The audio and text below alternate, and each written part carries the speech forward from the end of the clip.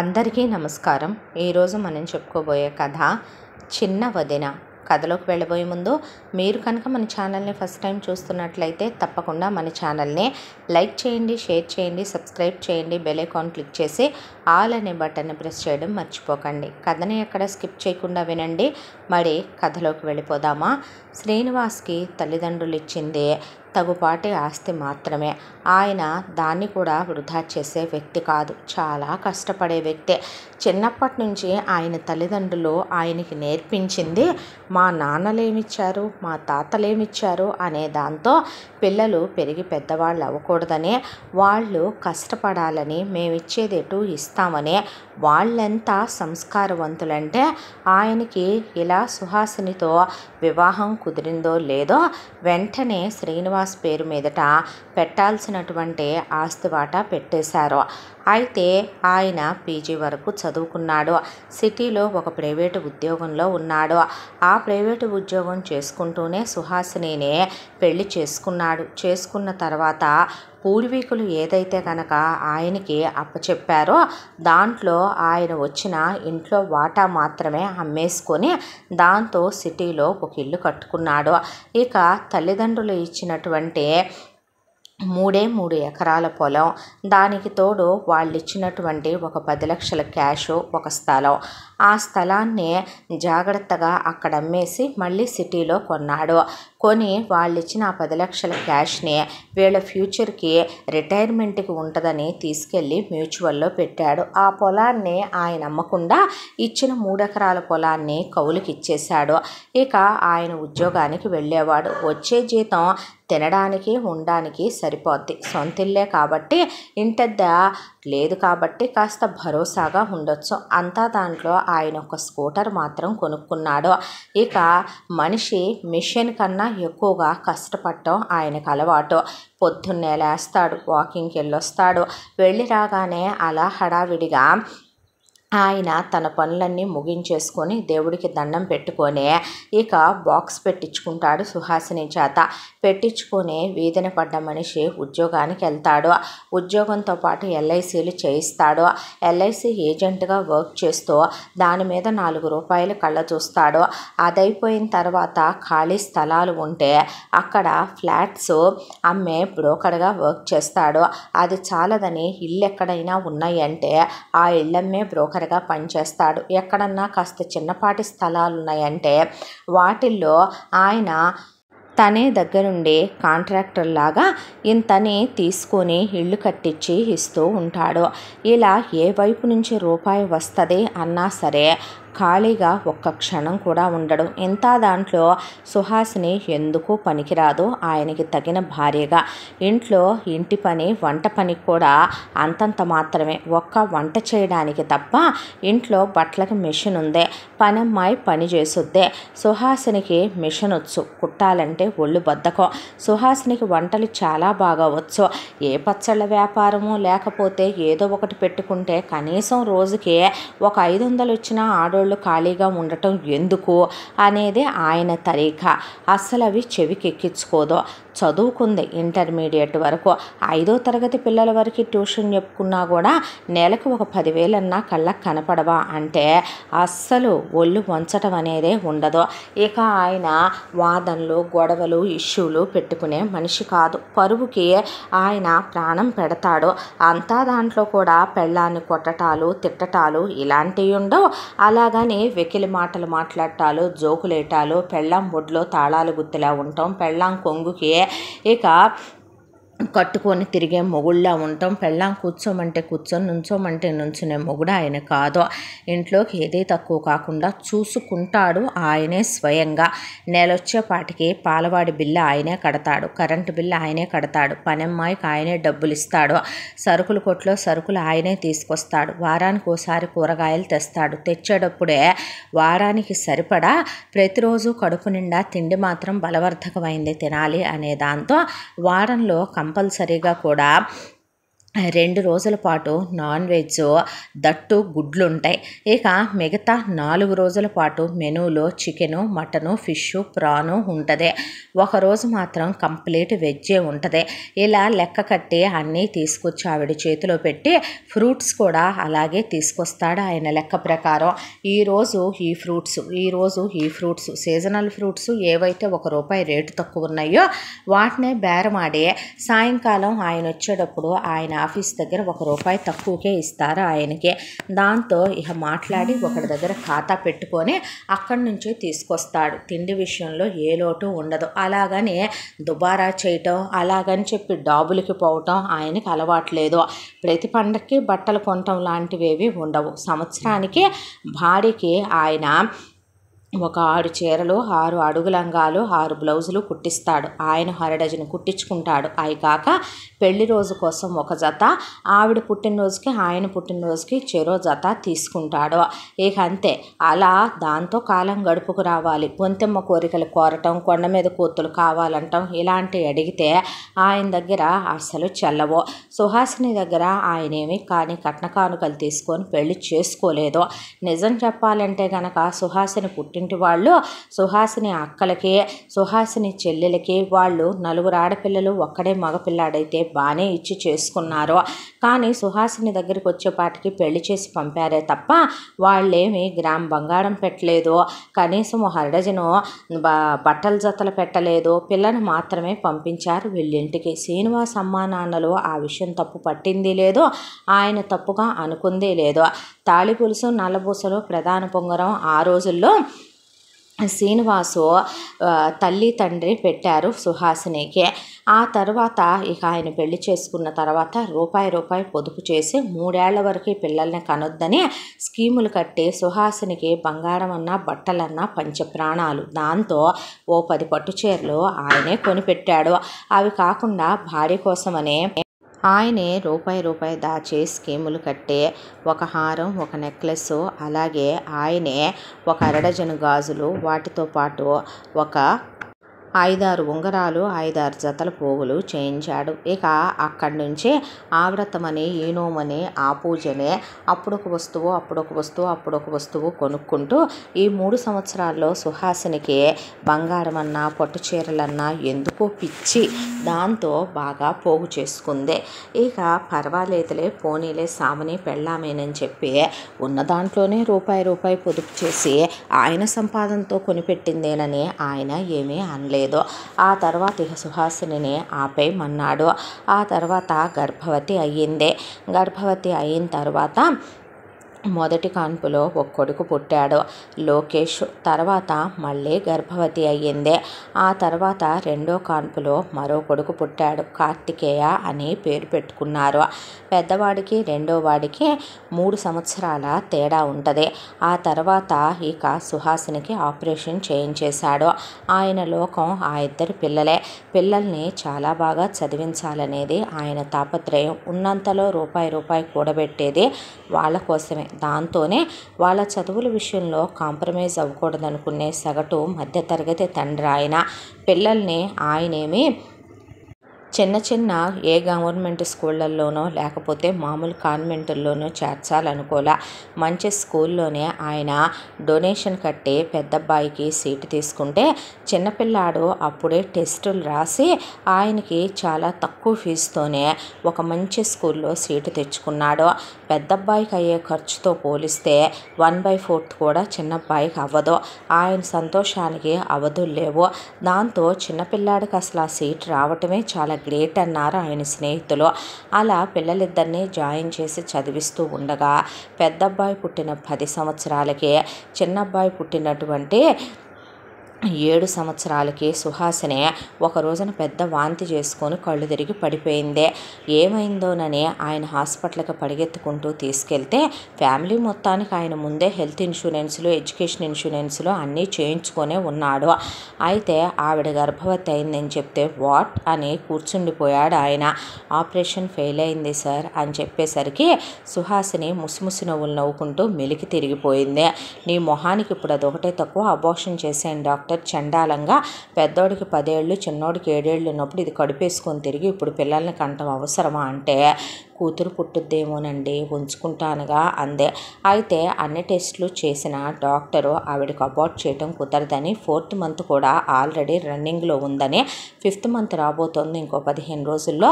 అది కాక complicated pregnancy ఇది, అబార్షన్ చేస్తే పెద్ద ప్రాణానికే ప్రమాదం అంటంతో కనుక తప్పలేదు. అలా 10 నెలలు తిరిగేసరికి కూతురు పుట్టిందే.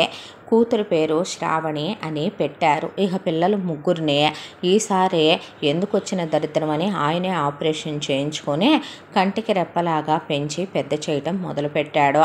ఆయన చెప్పిన మాట ఒక్కటే, మగపిల్లల విషయంలో లోటుపాట్లు ఏదైనా జరిగితే తండ్రి తప్పంటారు, ఆడపిల్ల విషయంలో ఏదైనా తప్పు జరిగితే మాత్రం నువ్వు బతికుండగానే నీకు సమాధి కట్టేస్తాను, ఆడపిల్లని ఆడతనంతో పెంచడం నేర్చుకో నువ్వు అని చెప్తే, మీ దగ్గర నుంచి మాట తెచ్చుకోనండి, మాట రానివ్వను, నిప్పులా పెంచుతాను పిల్లనే.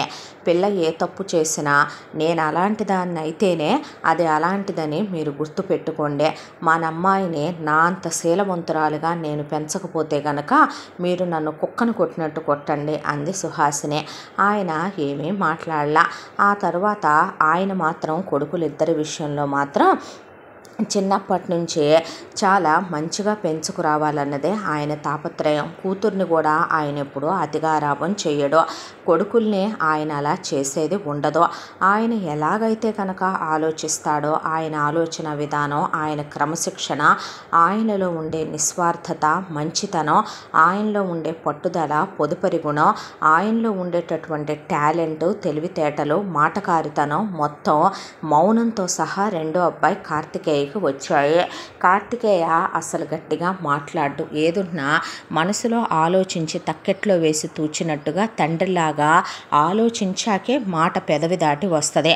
మనిషి అదుపులో ఉండాలని, మాట పొదుపుగా వాడాలని తండ్రి చెప్పిన మాటని బాగా అవపోసన పట్టాడు కార్తికేయ. పెద్దోడు లోకేష్ అస్సలు నోరు విప్పనే విప్పడు. ఏదున్నా సరే తను అనుకున్నది సైలెంట్గా అమ్మ ద్వారానో లేదంటే గనక నాన్న దగ్గర కూర్చొని బ్రతిమిలాడో పని జరిపించేసుకుంటాడు తప్ప నోరు విప్పడు. బాగా చదువుతారు మగపిల్లలిద్దరూ, ఆడపిల్ల కూడా పర్లేదు బాగానే చదువుద్ది యావరేజ్గా. ఇలా రోజులు గడిచిపోతూ పెద్దోడిది బీటెక్ అయిపోయింది, తర్వాత ఎంటెక్ చేస్తానన్నాడు, అయిపోయింది. పెద్దోడికి చాలా పెద్ద ఎంఎన్సి కంపెనీలో జాబ్ కూడా వచ్చింది. ఆ జాబ్ వచ్చిన తర్వాత ఇక ఉద్యోగానికి వెళ్ళటం మొదలుపెట్టాడు. ఆయనే మంచి బైక్ ఒకటి కొడుక్కి కొనిచ్చాడు. ఆ తర్వాత కొడుకు ఆఫీస్కి వెళ్ళి వస్తూ ఉండగా ఇక పెళ్లి జరిపించేస్తే పోతుంది కదా, ఆడపిల్ల పెళ్ళయిందాక మగపిల్లల్ని ఉంచటం అంటే పెద్దోడిని ఇంకో 10 ఏళ్ళు ఉంచాలి, అది కరెక్ట్ కాదు కదా అనే ఉద్దేశంతో ఆయన పెద్దోడా ఎవరినైనా ఇష్టపడ్డావా లేదంటే కనుక సంబంధాలు చూడమంటావా అయ్యా అంటే, నేను కాలేజీ రోజుల్లో ప్రియా అనే అమ్మాయిని ఇష్టపడ్డాను నాన్న అని చెప్పాడు. చెప్తే వాళ్ళ గురించి వివరాలు కనుక్కున్నాడు శ్రీనివాసు. కనుక్కొని ఆయనేమి ప్రేమ వివాహాలకి విరుద్ధమైనటువంటి వ్యక్తి కాదు. తీసుకొని వెళ్ళి సంబంధం గురించి మాట్లాడదామంటే లోకేష్కి వాళ్ళు పిల్లనివ్వటానికి ఒప్పుకున్నారు. ప్రియా వాళ్ళు ఒక కూతురు కొడుకు, ప్రియకి ఒక తమ్ముడు ఉన్నాడు. వాళ్ళ అమ్మ నాన్న బాగా తేడా రకాలు. ఆ విషయం చూడంగానే శ్రీనివాస్కి అర్థమైందే. కూతురికి మేము అంత డబ్బు కట్నం ఇస్తామని, ఇంత పొలాలు ఇస్తామని, అంత స్థలాలు పెడతామని, ఇంత క్యాష్ ఇస్తామని, అన్ని నగలు పెడతామని, ఎంగేజ్మెంట్ మేమే చేసుకుంటాం, పెళ్ళి మేమే చేసుకుంటాం, అల్లుడికి కారు ఇస్తాం, అమ్మాయికి ఫ్లాట్ ఇస్తాం, ఇక అన్నీ వాళ్ళే చెప్పుకొచ్చారు. అంతా దాంట్లో శ్రీనివాసుని మాత్రం ఇక మొత్తం మేమే చూసుకుంటాం అన్న వాళ్ళు అదే మాట మీద తర్వాత ఎంగేజ్మెంట్ దగ్గరికి వచ్చేపాటికే లేరు, జారిపోయారు. ఎంగేజ్మెంట్ ఖర్చులు ముందు మీరు చూసుకోండి బావగారు, తర్వాత లెక్కలు చూసుకొని మనం ఏముందే అన్నట్టుగా ఎంగేజ్మెంట్ ఖర్చు ఆయన మీదకే తోసేశారు. ఆ తర్వాత ఎంగేజ్మెంట్లో అమ్మాయికి డైమండ్ నెక్లెస్ పెట్టాలని, అలా డైమండ్ రింగ్స్ మార్చుకోవటానికని బట్టల ఖర్చని ఆయన మీదకే తోసేశారు. పెళ్లి భోజనాల ఖర్చుల దగ్గర నుంచి వీడియోలు, ప్రీ వెడ్డింగ్ షూట్లు, మెహందీలు, హల్దీలు మొత్తం ఆయన మీదకే తోసేశారు. ఆ తర్వాత పెళ్లి బట్టలని, పెళ్లికి పెద్ద కోడలికి హారం పెట్టరా, నెక్లెస్ పెట్టరా, గాజులు పెట్టరా, పోగులు పెట్టరా, తాళి గొలుసు పెట్టరా, నల్లబూసలు పెట్టరా, ప్రధాన పొంగరాలు పెట్టరా అని చుట్టాల చేత అడిగిచ్చే బట్టలతో సహా కొనిచ్చేసుకున్నారు. ఆ తర్వాత మొత్తానికి పెళ్ళి అయిపోయిందే. పెద్ద కోడలు పెద్ద కొడుకు వేరు కాపురం పెట్టుకుంటారులే అనుకుంటే కాదని, నేను అత్తామామల నుంచి మొగుడిని వేరు చేసే కోడల్ని కాదని తీసుకొచ్చి ఇక్కడే తిష్టేసి హనీమూన్లకి వెళ్ళారు పెద్ద కొడుకు పెద్ద కోళ్ళు. ఈలోపు పెద్ద కోళ్ళు పుట్టింటి వాళ్ళు పెద్ద కోడలకు పెడతామన్న ఆస్తి తాలూకా డబ్బులు పెద్ద కోడల పేరు మీద ఫిక్స్డ్లో వేసేసి, స్థలాలు లీజుకి ఇచ్చి డబ్బులు పెద్ద కోళ్ళ అకౌంట్లో పడేలాగా, పొలాలు కవులకిచ్చి డబ్బులు పెద్ద కోళ్ళ అకౌంట్లో పడేలాగా, ఇక వాళ్ళు ఇస్తామన్న ఫ్లాటు అద్దెకిచ్చేసి ఆ అద్దె ప్రతి నెల పెద్ద కోళ్ళ అకౌంట్లో పడేలాగా, బంగారం పెద్దమ్మాయి ఒంటి మీద లేదంటే లాకర్లో ఉండే విధంగా ఏర్పాటు చేసుకుని, కొడుకు రోజు ఆఫీస్కి కారులో వెళ్ళకూడదు, బైక్ మీద వెళ్ళాలి, కొడుకు కోళ్ళు కలిసి వెళ్ళేటప్పుడు మాత్రమే కారు తీసే విధంగా మాట్లాడుకుని మరి వాళ్ళు అన్నీ కొనిచ్చుకొని వెళ్ళారు. అంతవరకు బాగానే ఉంది. అది మిగతా వాళ్ళకి అనవసరమైన విషయం కూడా ఆయనవి పట్టించుకోడు. పెద్దోడు ఉద్యోగానికి వెళ్ళొస్తున్నాడు, పెళ్ళైపోయింది, భార్య వచ్చిందే. వచ్చిన తర్వాత ఇంటి ఖర్చులకనే ఎంత అని ఇవ్వాల్సిన బాధ్యత ప్రతి కొడుక్కి ఉంటుంది. ఏ తండ్రి పెళ్ళి కాకముందు వాళ్ళ కొడుకులు భారం మోస్తారు, పెళ్ళైన తర్వాత కోడళ్ళు వచ్చిన తర్వాత జీతం తీసుకొని ఒక తండ్రికి నెలకి ఇంత అని తమ జీతంలో ఇచ్చి పొదుపుల గురించి ఆలోచించుకోవాలి. ఎంత ఇమ్మంటారు మామయ్యానో, మా షేరు ఎంతనో అడిగితే అది వేరే విషయం. అలా కాకుండా పెద్ద కోడలు డిఫరెంట్గా లెక్కేసింది. ఏమనంటే, బట్టలు ఎటు అందరితో పాటు మన మిషన్లో వేసేదే, కరెంటు బిల్లు అందరికీ కలిపి మీ నాన్న కడతాడు, అది మనం కట్టక్కర్లేదు. ఇక తిండి విషయం అంటే, మనం తినే టిఫిను ఇంత, ఆ టిఫిన్లోకి పట్టే మినప్పప్పు ఎంత, ఇడ్లీ రవ్వ ఎంత, దోశ అయితే దోశ బియ్యం ఎంత, చట్నీకి అయితే ఎంత, ఆ తర్వాత ఇక అన్నంలోకి మనం తినే కూరలోకి వాడే నూనె ఎంత, ఉప్పు ఎంత, కారం ఎంత అని నెలొచ్చేపాటికి ఒక 7,000 కూడా ఇవ్వనివ్వదు.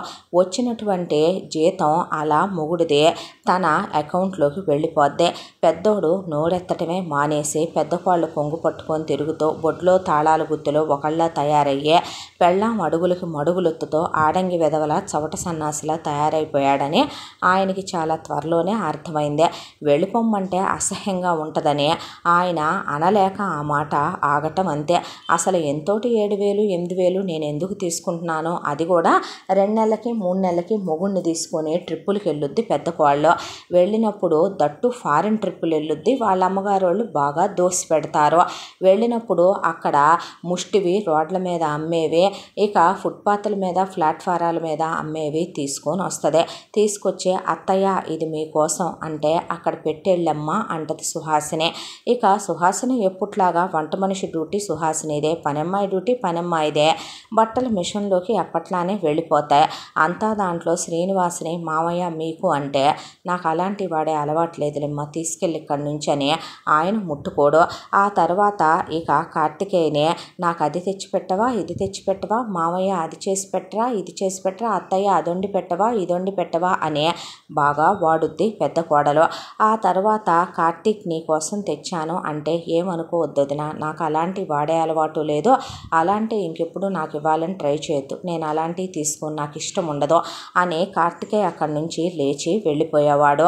అంతా దాంట్లో మీ తమ్ముడికి అంత బలుపేంటి, మీ నాన్నకి అంత కొవ్వేంటి, నేను తీసుకొస్తే తీసుకోమంటారేంటి, నువ్వేమనుకోనంటే మా నాన్నే మా తమ్ముడిని వదిలేవా, వాళ్ళిద్దరూ ఒకళ్ళకొకళ్ళు జిరాక్స్ కాపీనే, కోపం వచ్చి ఏదోటి అన్నదాకా ఆ తర్వాత వాళ్ళు అన్నాక నేను మళ్ళీ ఏమీ చేయలేనే వాళ్ళని, నీకు కూడా నేను అడ్డు రాలేను, కాబట్టి వాళ్ళ జోలికి వెళ్ళకు నువ్వు అని ముందే చెప్పేశాడు లోకేష్.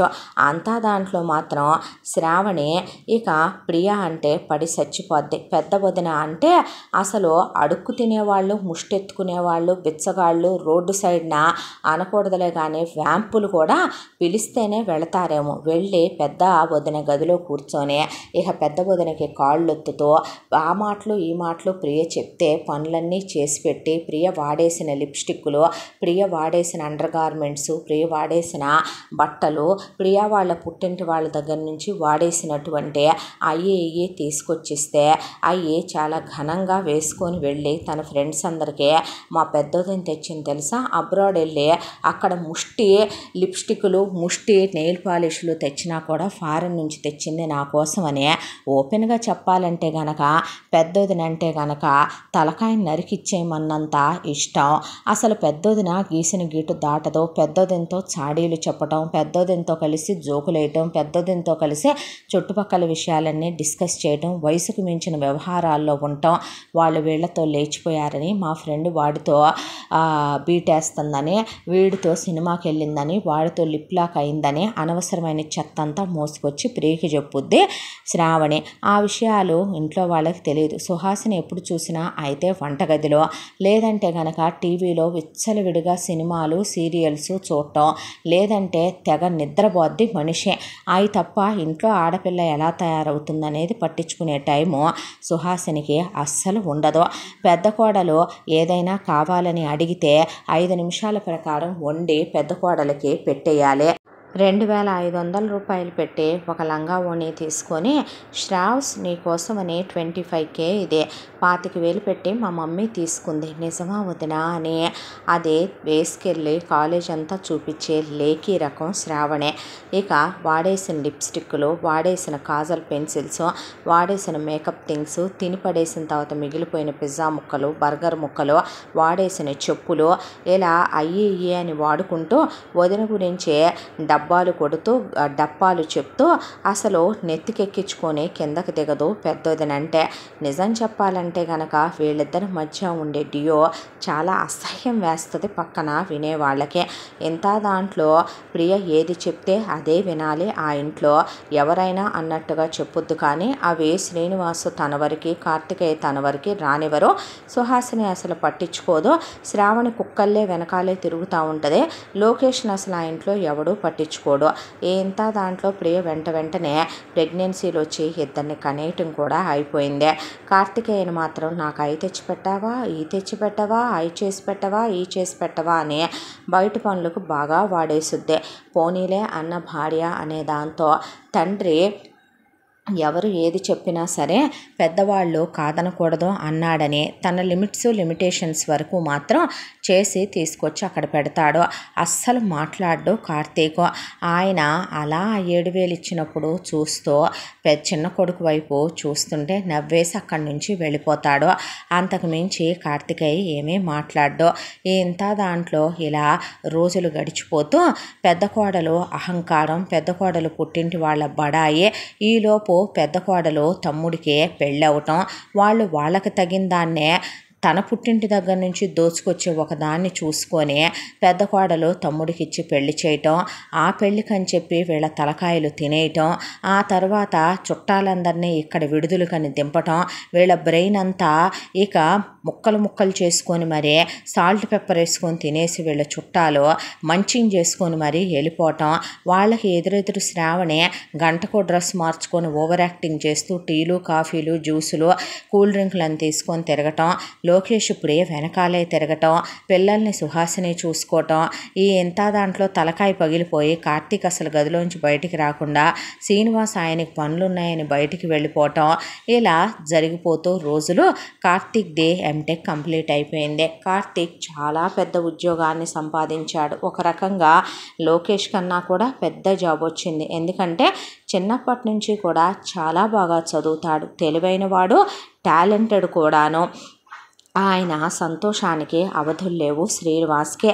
ఆ తర్వాత తండ్రి బైక్ కొనిస్తానంటే వద్దు నాన్న నేనే కొనుక్కుంటాను నా అమౌంట్తో అని తండ్రి ఆ రోజు పెద్ద కొడుకు జీతం తీసుకుంది లేదు, ఈరోజు చిన్న కొడుకు జీతం ఆయన అడిగింది లేదో, ఆ జీతంలో నుంచే బైక్ కొనుక్కున్నాడు కార్తీక్. కొనుక్కున్నాక ఎవరినైనా ప్రేమిస్తున్నావా చిన్నోడా అంటే లేదు నాన్న పెళ్లి చేసుకుందు కానమ్మా సంబంధాలు చూస్తాన్రా అంటే అలాగే నాన్న అన్నాడు.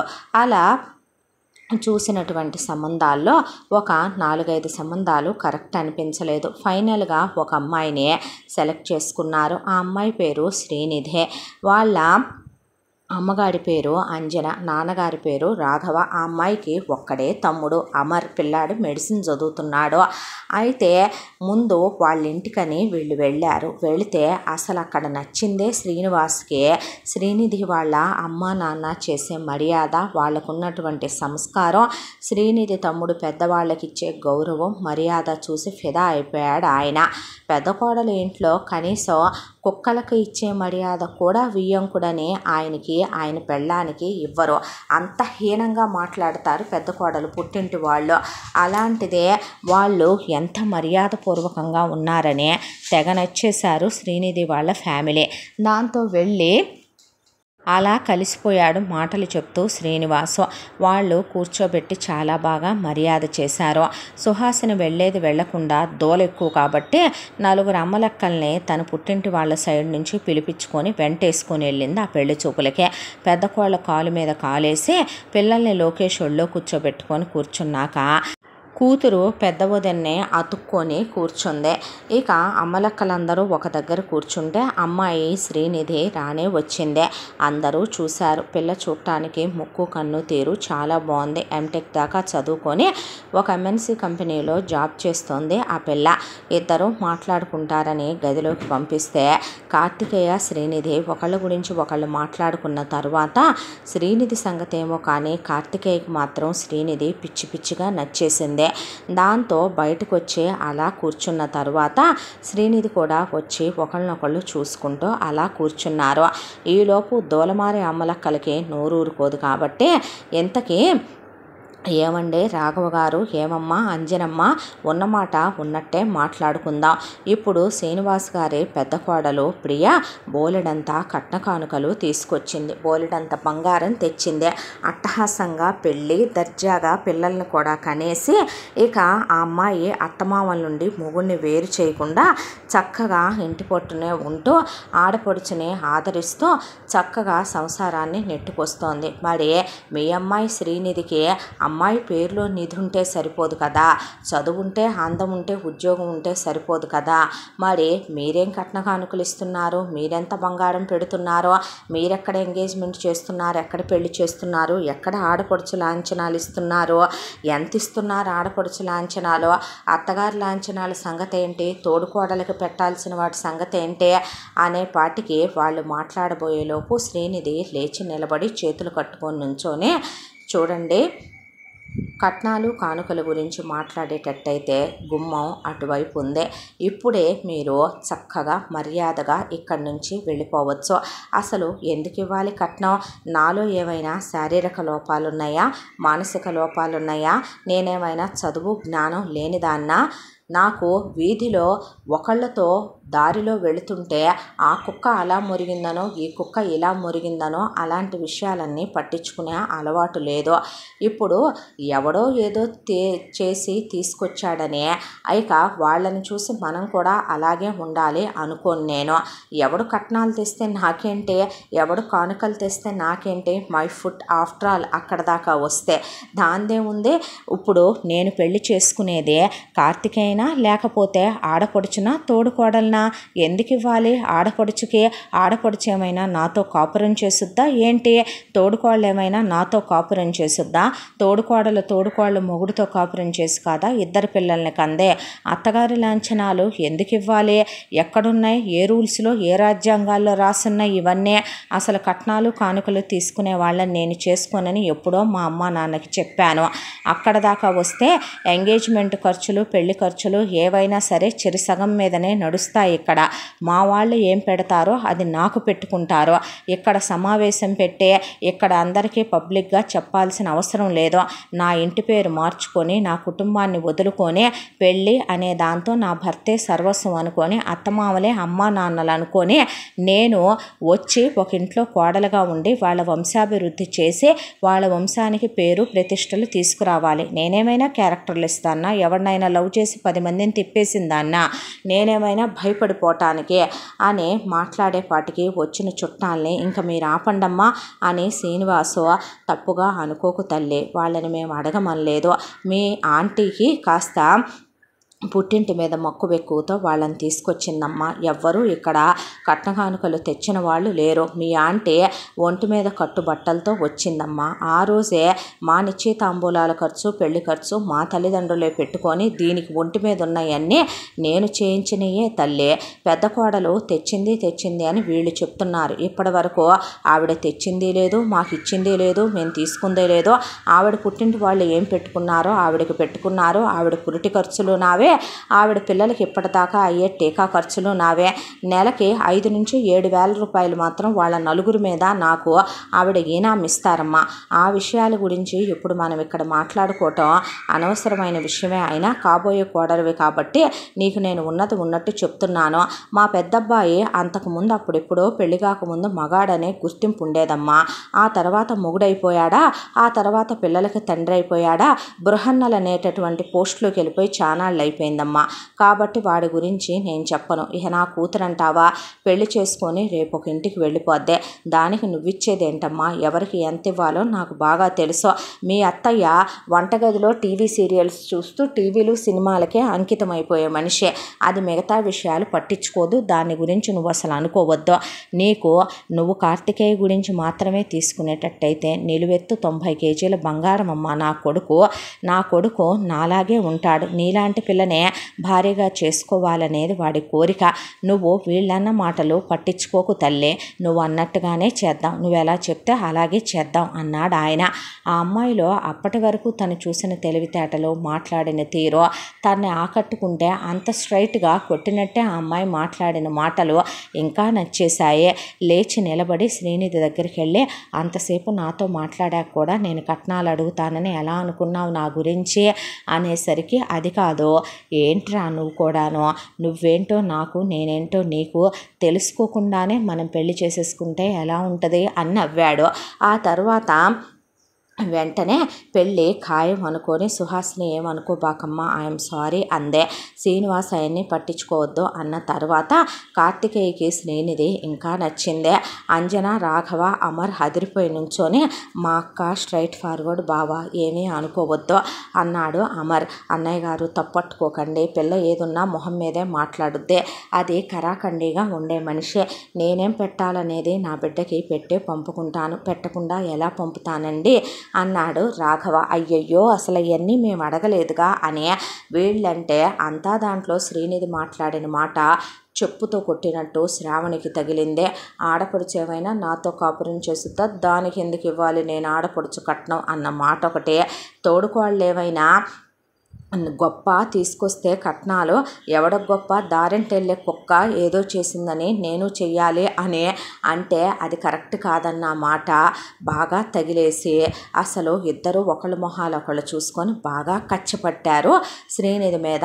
అంతా దాంట్లో శ్రీనిధి ఏమి ఆడేద్దాం, పాడేద్దాం, కాళ్ళతో తన్నేద్దాం, మన ఇష్టం వచ్చినట్టు ఫుట్బాల్ గేమ్ ప్లే చేద్దాం అనుకుంటే ఊడుకునే అమ్మాయి కాదని కూడా వీళ్ళకి బాగా తెలిసొచ్చింది. ఆ తర్వాత అన్నమాట ప్రకారం ఎంగేజ్మెంట్ నిజం చెప్పాలంటే లోకేష్కి ప్రియా వాళ్ళ అమ్మ నాన్న మొత్తం ఖర్చు అలా తోసి పడేశారు శ్రీనివాస్ మీద. కానీ శ్రీనిధి వాళ్ళ అమ్మ నాన్న అలా కాదు, వాళ్ళు హాఫ్ ఖర్చులు వేసుకొని చక్కగా జరిపించేశారు. పెళ్లి ఖర్చులు కూడా అంతే, సగం మీద జరిపించుకొచ్చారు.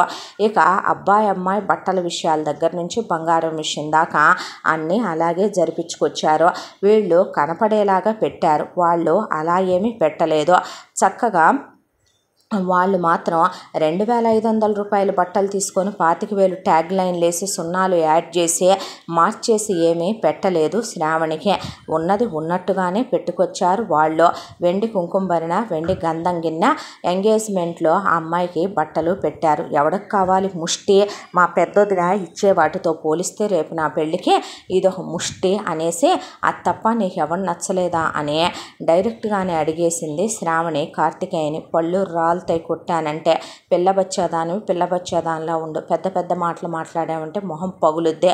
నా పెళ్లి విషయం నీకెందుకే, అయినా కూడాను తను ఇంటికి రాబోయే కోళ్ళో నా భార్య, నీ వదినని గుర్తుపెట్టుకో, తాట ఒలుస్తా లేకపోతే అని చెప్పెళ్ళాడు కార్తికేయ.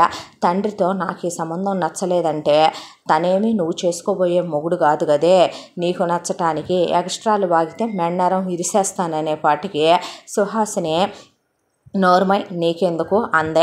అన్న తర్వాత అలా మొత్తానికి ఎంగేజ్మెంట్ టు పెళ్ళికి ఒక 2 నెలలు గ్యాప్ ఉంటే ఇద్దరు చాలా క్లోజ్ అయ్యారు. చాలా ప్రేమను పెంచేసుకున్నారు ఒకళ్ళ మీద ఒకళ్ళు. ఆ తర్వాత చాలా గ్రాండ్గా పెళ్లి జరిగింది కార్తికేయకి శ్రీనిధికి. పెట్టం అంటూనే వాళ్ళు ఏం పెడతామనేది చెప్పలేదు కానీ శ్రీనిధికి మొత్తం టోటల్ గోల్డ్ సెట్ అంతా, పాపిడి బొట్టు, అలాగే ఆ అమ్మాయికి నెక్లెస్, హారం, నెక్లెస్ మీద చవలయ్యి, హారం మీద చవలయ్యి, వడ్డాణం, అరవంక, దాంతోపాటు పిల్లకి గాజులు, వాళ్ళు పెట్టుకోవాల్సినవి అన్నీ వాళ్ళు బాగానే పెట్టుకున్నారు. అల్లుడికి హ్యాండ్ చైను, మెళ్ళో చైను, ఉంగరము బాగానే పెట్టుకున్నారు. ఎంగేజ్మెంట్కి బాగానే ఉంగరాలు, బట్టలు బాగానే పెట్టుకున్నారు. పెళ్ళికి కార్తీక్ బట్టలు అవి చాలా మంచివి తీసుకున్నారు. వాళ్ళెవరి మీద ఖర్చులు తోసేయలేదు. పిల్ల కట్టుకునే బట్టలు అవి బాగా పంపించారు. అల్లుడికి కూడా ట్రాలీలతో 4 ట్రాలీల బట్టలు పంపించారు. వాళ్ళు చెప్పలేదంతే, వాళ్ళు పెట్టే ఏదో శ్రీనిధికి క్యాష్ రూపంలో ఇచ్చుకున్నారు. శ్రీనిధి వాళ్ళ మేనత్త వడ్డీ వ్యాపారం చేసుద్దని ఆవిడికి శ్రీనిధి పుట్టింటి వాళ్ళు ఇచ్చిన డబ్బుల్ని అలా వడ్డీకి తిప్పమని మేనత్తకి ఇచ్చుకుంది. అవి కాకుండా పిల్లకి వాళ్ళు ఒక 10 లక్షల రూపాయల ల్యాండ్ పెట్టారు. ఆ ల్యాండ్లో చాలా తెలివితేటలతో ఆ అమ్మాయి అప్పటి వరకు ఉద్యోగం చేసినటువంటి డబ్బులు పుట్టింటి వాళ్ళేమీ తీసుకోలేదు. పిల్ల 2 ఏళ్ల మట్టి ఉద్యోగం చేస్తా వచ్చిన డబ్బులతో చాలా తెలివైంది శ్రీనిధి. ఒక 6 పోర్షన్లు ఇల్లులాగా వేయించి అవి అద్దెలకి ఇచ్చేసింది. ప్రతి నెల ఒక్కో పోర్షన్కి 7,000 రూపాయలు. చక్కగా 6 ఏళ్ళు 42,000 వస్తే తీసుకెళ్ళి ఒక మ్యూచువల్లో కట్టుకోవటం మొదలుపెట్టింది చిన్న కోడలు. ఆయనకి చిన్న కోడల ముందు చూపు చాలా నచ్చింది. పెళ్ళైన తర్వాత హనీమూన్లకి వెళ్ళొచ్చే అత్తామామలకి ఎంతో గౌరవం, విలువ ఇస్తుంది. పెద్ద కోడల్లాగా విలువ తీసేసి నాకు అవి కావాలి, ఈ కావాలి, అయ్యోండి ఇయ్యోండి అని అత్తను అడగదు. నిజం చెప్పాలంటే సుహాసిని ఇంటిళ్ళ పాదికి ప్రియకి నచ్చినయే వండుద్దే. అయినా శ్రీనిధి పట్టించుకోదు. నచ్చితే తింటది, లేదంటే వంటగదిలోకి వెళ్ళిపోయే మొగుడు పెళ్ళం సరదాగా కబుర్లు చెప్పుకుంటూ వాళ్ళకి నచ్చింది వాళ్ళు వండుకొని బెడ్రూమ్లోకి వెళ్ళిపోయి తింటారు. శ్రీనివాస్కి చాలా గౌరవ మర్యాదలు ఇస్తుంది ఆ అమ్మాయే. ఇక మొగుడు పెళ్ళం కలిసి శ్రీనిధి కార్తికేయ ఆఫీస్కి మారిపోయింది. మామగారు అత్తగారు వాళ్ళు కారు కొనిపెట్టారు అల్లుడికి. కారులో చక్కగా ఆఫీస్కి వెళ్ళొస్తారు. బైక్ రైడ్లకు అప్పుడప్పుడు వెళ్ళొస్తారు. సినిమాలకు వెళ్తారు. విచ్చలవిడిగా ట్రిప్పులకి పెద్ద కోళ్ళు తిరిగినట్టు వాళ్ళేమీ తిరిగి రారు. పిల్లల్ని అప్పుడే కనకూడదని ప్లాన్ చేసుకున్నారు. ప్రతి 5-6 నెలలకు ఒకసారి ట్రిప్కి వెళ్తే వచ్చిన సినిమాలకి, అలా రెస్టారెంట్లకి, వాటికి వీటికి వెళ్ళొస్తారు. వారం కంపల్సరీగా మొగుడు పెళ్ళం గుడికి వెళ్ళొస్తారు. ఇంత దాంట్లో ఇక వీళ్ళు చెప్పుకోవటం మొదలుపెట్టారు. కార్తికేయ చవట్లా తయారయ్యాడని, వాజమ్మలా తయారయ్యాడని, పెళ్ళాం అంటే మొహం వాచిపోయాడని, పెళ్ళాం వెనకాలే కొంగు పట్టుకొని తిరుగుతాడని, అసలు పెళ్ళాం కాలు కింద పెట్టనివ్వకుండా చూసుకుంటాడని, కారు డోర్లు తీస్తున్నాడని, పెళ్ళాము వంగి జుట్టు కింద ఆంతంటే జుట్టు పైకెత్తి పట్టుకున్నాడని, ఆ అమ్మాయి జుట్టు పొడవాటిదని, ఆ అమ్మాయి గర్వం అని, అహంకారం అని, పొగరని, మెల్లగా అమ్మాయిని తొక్కేద్దామని ప్రియ 4-5 సార్లు ట్రై చేస్తే ప్రియకి మొహం వాచేలాగా బాగా పడ్డాయి. శ్రావణి ట్రై చేస్తే శ్రావణికి అసలు నీకెందుకు అనవసరమైన విషయాలు, వెళ్ళి చదువుకో, పద్దాక టీవీల ముందు కూర్చుంటావేంటి, పద్దాక ఫోన్లు పట్టుకొని కూర్చుంటావేంటి, నీకేం పని పాట ఉండదా ఏంటి అని గట్టిగా మాట్లాడేపాటికి శ్రావణి బాగా పట్టింది. దాంతో పెద్దది దగ్గర కూర్చొని ఉన్నవి లేనివి శ్రీనిధి గురించి బాగా కథలు పడేదే. ఇలా రోజులు గడిచిపోతూ కార్తికేయ శ్రీనిధి కలిసి మొత్తానికి వాళ్ళ ఫ్యూచర్ ప్లాన్ ఏదో వాళ్ళు చేసుకోవాలి కదా. ఎంత దాంట్లో శ్రీనివాస్ ఒక రోజున శ్రీనిధిని పిలిచాడు.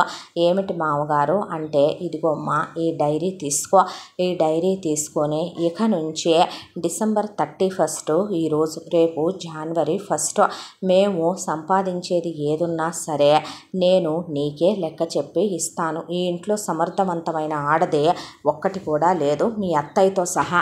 మీ అత్తయ్యకి 24 గంటలు టీవీ సీరియళ్ల మీద సినిమాల మీద ఉన్నటువంటి కాన్సన్ట్రేషను ఇల్లు ఇంట్లో ఖర్చులు మొగుడు పడే శ్రమ గురించే పట్టించుకునే తీరిక ఓపిక దానికి ఏనాడు లేదో.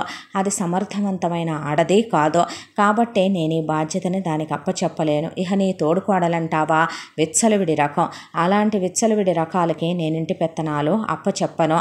ఈ ఇంత దాంట్లో ఏంటంటే మీ పెద్ద బావగారు ముష్టిస్తారు ప్రతి నెల 7,000 రూపాయలు. ఆ ముష్టి ఈ నెల నుంచి వద్దని చెప్పేసేయమ్మ. ఎటు మనమే ఖరీదైన బిచ్చగాళ్ళు నలుగురికి ముష్టేస్తున్నామని నేను ఫిక్స్ అయిపోయానులే. కానీ వాడి పిల్లలకి ఫీజులు కూడా నా మీదే వదిలేశాడు వాడు. ఆ ఫీజుల వరకే వాళ్ళని కట్టుకోమని చెప్పేసేయమ్మ. ఎటు ధర్మభిక్షమైతే వేస్తున్నాంగా టిఫిన్లని ముద్దని తిని బతుకుతున్నారుగా ఏసీల్లో ఉంటూ కరెంటు బిల్లులని నా మీద రుద్దేసి ఇంటి ఖర్చు పనమ్మాయికి ఇవ్వాల్సిన పాల బిల్లులు సరుకుల బిల్లులు ప్రతిదీ వీలైనంత వరకు తగ్గించే హద్దుల్లో పెట్టి ఖర్చు పెట్టి తల్లి ప్రతి రూపాయి ఇందులో రాయి. ఇక జీతం విషయం అంటావా మీ పెద్ద బావ 10 రూపాయలు కూడా ఇవ్వడు. మీ తోడుకోళ్ళ గారు పాపం వాళ్ళ ఖర్చులు వాళ్ళకు ఉంటాయి కాబట్టి ఇవ్వనివ్వరు. నీ ఆడపడుచు పనికి మాలిన బేవర్స్దే ఇక ఊరి మీద అచ్చుపోసిన ఆంబోతులాగా తిరగటం తప్ప దాన్ని ముందు బాగా క్రమశిక్షణలో పెట్టమ్మా. దానికంటూ 1 రూపాయి పార్ట్ టైం చేసుకొని సంపాదించుకోవటం చేత కాదు కానీ పనికిమాలిన ఊసులు ఎక్కువ కావాలి దానికి. ఈ పనికిమాలింది మీ అత్తయ్య దానికి స్మార్ట్ ఫోను రూపాయి ఉప్పు పప్పు వాటిల్లో నుంచి నా జేబుల్లోంచి కొట్టేసి చిన్నోడి దగ్గర నుంచి కొట్టేసి కొనిపెట్టింది. అప్పటి నుంచి అది ఫేస్బుక్లు ఇన్స్టాగ్రామ్లని నేను ఎన్నిసార్లు ఫోన్ లాగేసుకొని తీసేయించిన చిన్నోడి చేత మళ్ళీ దొంగతనంగా అది ఓపెన్ చేయించుకొని ఆ వాటిల్లో ఉంటూనే ఉందని నా అనుమానం. దాని మీద ఒక కన్నేయమ్మ. ఆ తర్వాత వదినవు కాబట్టి నువ్వు చిత కొట్టేసినా కూడా నేను పట్టించుకోను. రేపు ఒక ఇంటికి వెళ్ళాలమ్మా పేరు రాకుండా వెళ్ళాలనేది నా కోరిక. ఇక ఇది దాని చదువులు కానీ నేనెటు ఫీజులు కానీ పెట్టుకున్న డబ్బులమ్మా. ఇంకో 2 సంవత్సరాల్లో దాన్ని బీటెక్ ఇప్పటికి అయిపోయింది కాబట్టి పీజీ చేయించి పెళ్లి చేసేద్దాం. ఇక దాని పెళ్ళికని పెట్టుకున్నటువంటి 15 లక్షల రూపాయల బడ్జెట్ ఇదే. ఇందులోనే ఇక దానికి అన్నీ ముగిసిపోవాలి.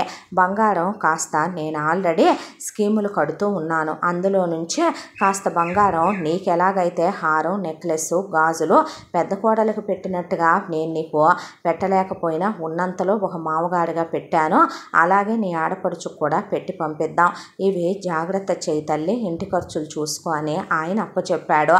అంతా దాంట్లో కూడా శ్రావణి కొరా చూడటం మొదలుపెట్టింది శ్రీనిధి వైపు. శ్రీనిధి కార్తికేయ వైపు చూస్తే కళ్ళతో బాధ్యత తీసుకోమని చెప్పాడు. ఆ రోజు నుంచి శ్రీనిధి బాధ్యత తీసుకుని ఎవరితో ఆ అమ్మాయి ఏమీ మాట్లాడేది కాదు. లెక్కలన్నీ రాసుకొని కావలసినవన్నీ తీసుకొచ్చే అక్కడ పెట్టి ఎక్కడైతే అనవసరమైనటువంటి ఖర్చులు అవుతున్నాయో వాటిని కట్ చేసుకుంటూ వచ్చే అనవసరంగా లైట్లు తిరగటం ఫ్యాన్లు తిరగటం ఏసీలు తిరగటం పద్దాక టీవీలు ఆడటం ఇలా అనవసరమైనటువంటి ఖర్చులు ఆ ఇంట్లో చాలా ఉన్నాయి. అందులోవే నెట్ఫ్లిక్స్లు అమెజాన్లు సబ్స్క్రిప్షన్లు వాటితో పాటు ఇక కేబుల్ టీవీలు ఇవన్నీ కూడా అడ్డమైనటువంటి న్యూస్ పేపర్లు రావటం వాటిని ఎవరు చదవకపోవటం అత్తగారు ఇక పాల ప్యాకెట్లు ఇష్టం వచ్చినన్ని వేయించటం ఇవన్నీ చూసిన ఆ అమ్మాయి ఖర్చుల్ని కంట్రోల్ చేసుకురావటం మొదలుపెట్టిందే. ఎన్ని పాల ప్యాకెట్లు అవసరమో అన్నే ఇంట్లోకి తీసుకోవటం పాలవాడిని మానిపించేసి పాలు ఆఫీస్ నుంచి వస్తూ తనే తీసుకొచ్చేది పాల బూత్ దగ్గర నుంచే. ఇక అత్తగారిని అయ్యే వాడమంటే సరేననేది సుహాసిని. ఆ తర్వాత సరుకులు తెప్పించేవాడి కొట్టుకు ఫోన్ చేసి వీళ్ళు ఇష్టం వచ్చినట్టు వీళ్ళు అడ్డమైన ఆర్డర్ చేసి ఆ బిస్కెట్స్ ఈ చాక్లెట్స్ అని ఎత్తితే 200 రూపాయల డైరీ మిల్కులు హరడజన్ తెప్పించుకొని చెరువు 3 తింటూ సాడీలు చెప్పుకుంటూ కూర్చుంటారు శ్రావణి ప్రియ. కట్ చేసి సూపర్ మార్కెట్ నుంచి సరుకులు తేవటం మొదలుపెట్టింది.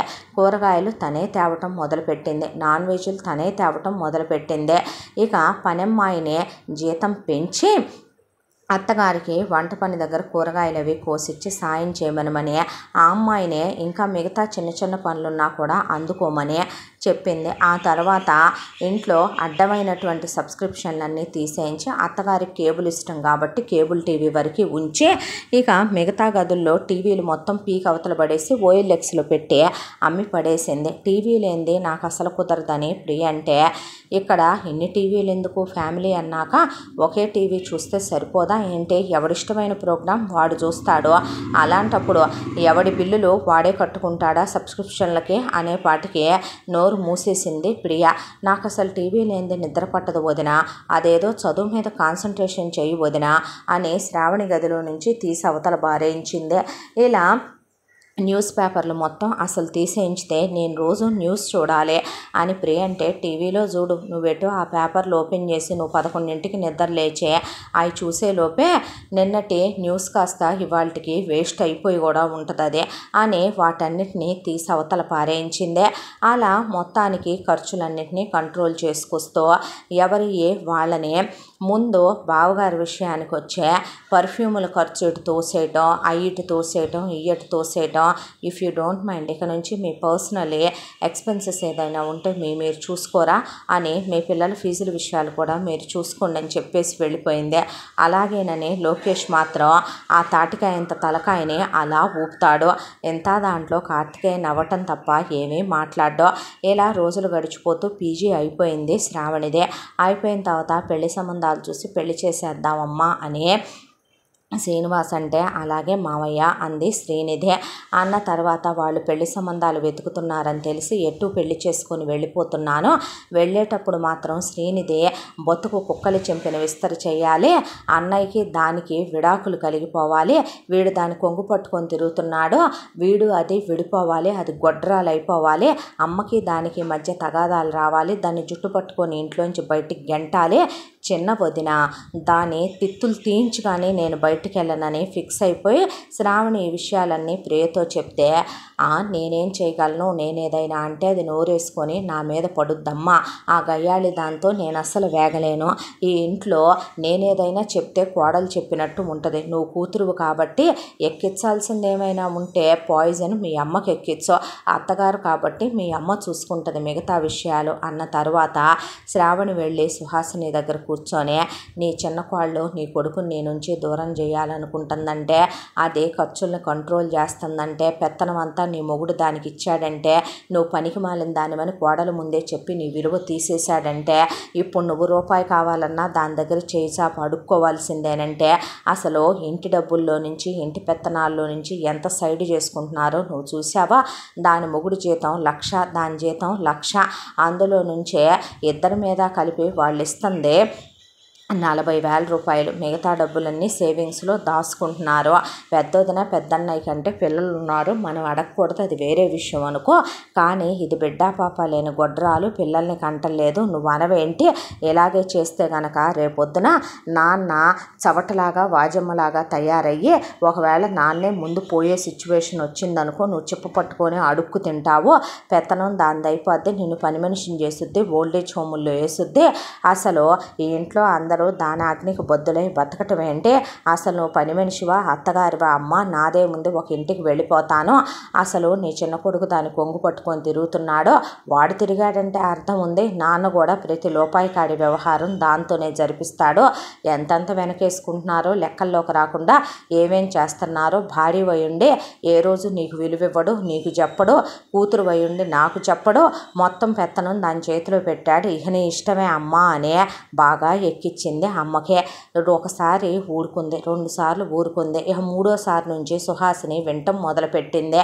అలా చెప్పగా ఒక మాట, వేయగా ఒక రాయి, తినగా వేపకాయ కూడా చేదుగానే ఉండాల్సింది, తీయగా ఉంటుందని పెద్దోళ్ళు చెప్పినట్టు తీయగా ఉండటం మొదలుపెట్టి కూతురు మాటలో ఆ తర్వాత చిన్న కోడల మీద కక్ష కట్టడం మొదలుపెట్టింది సుహాసిని.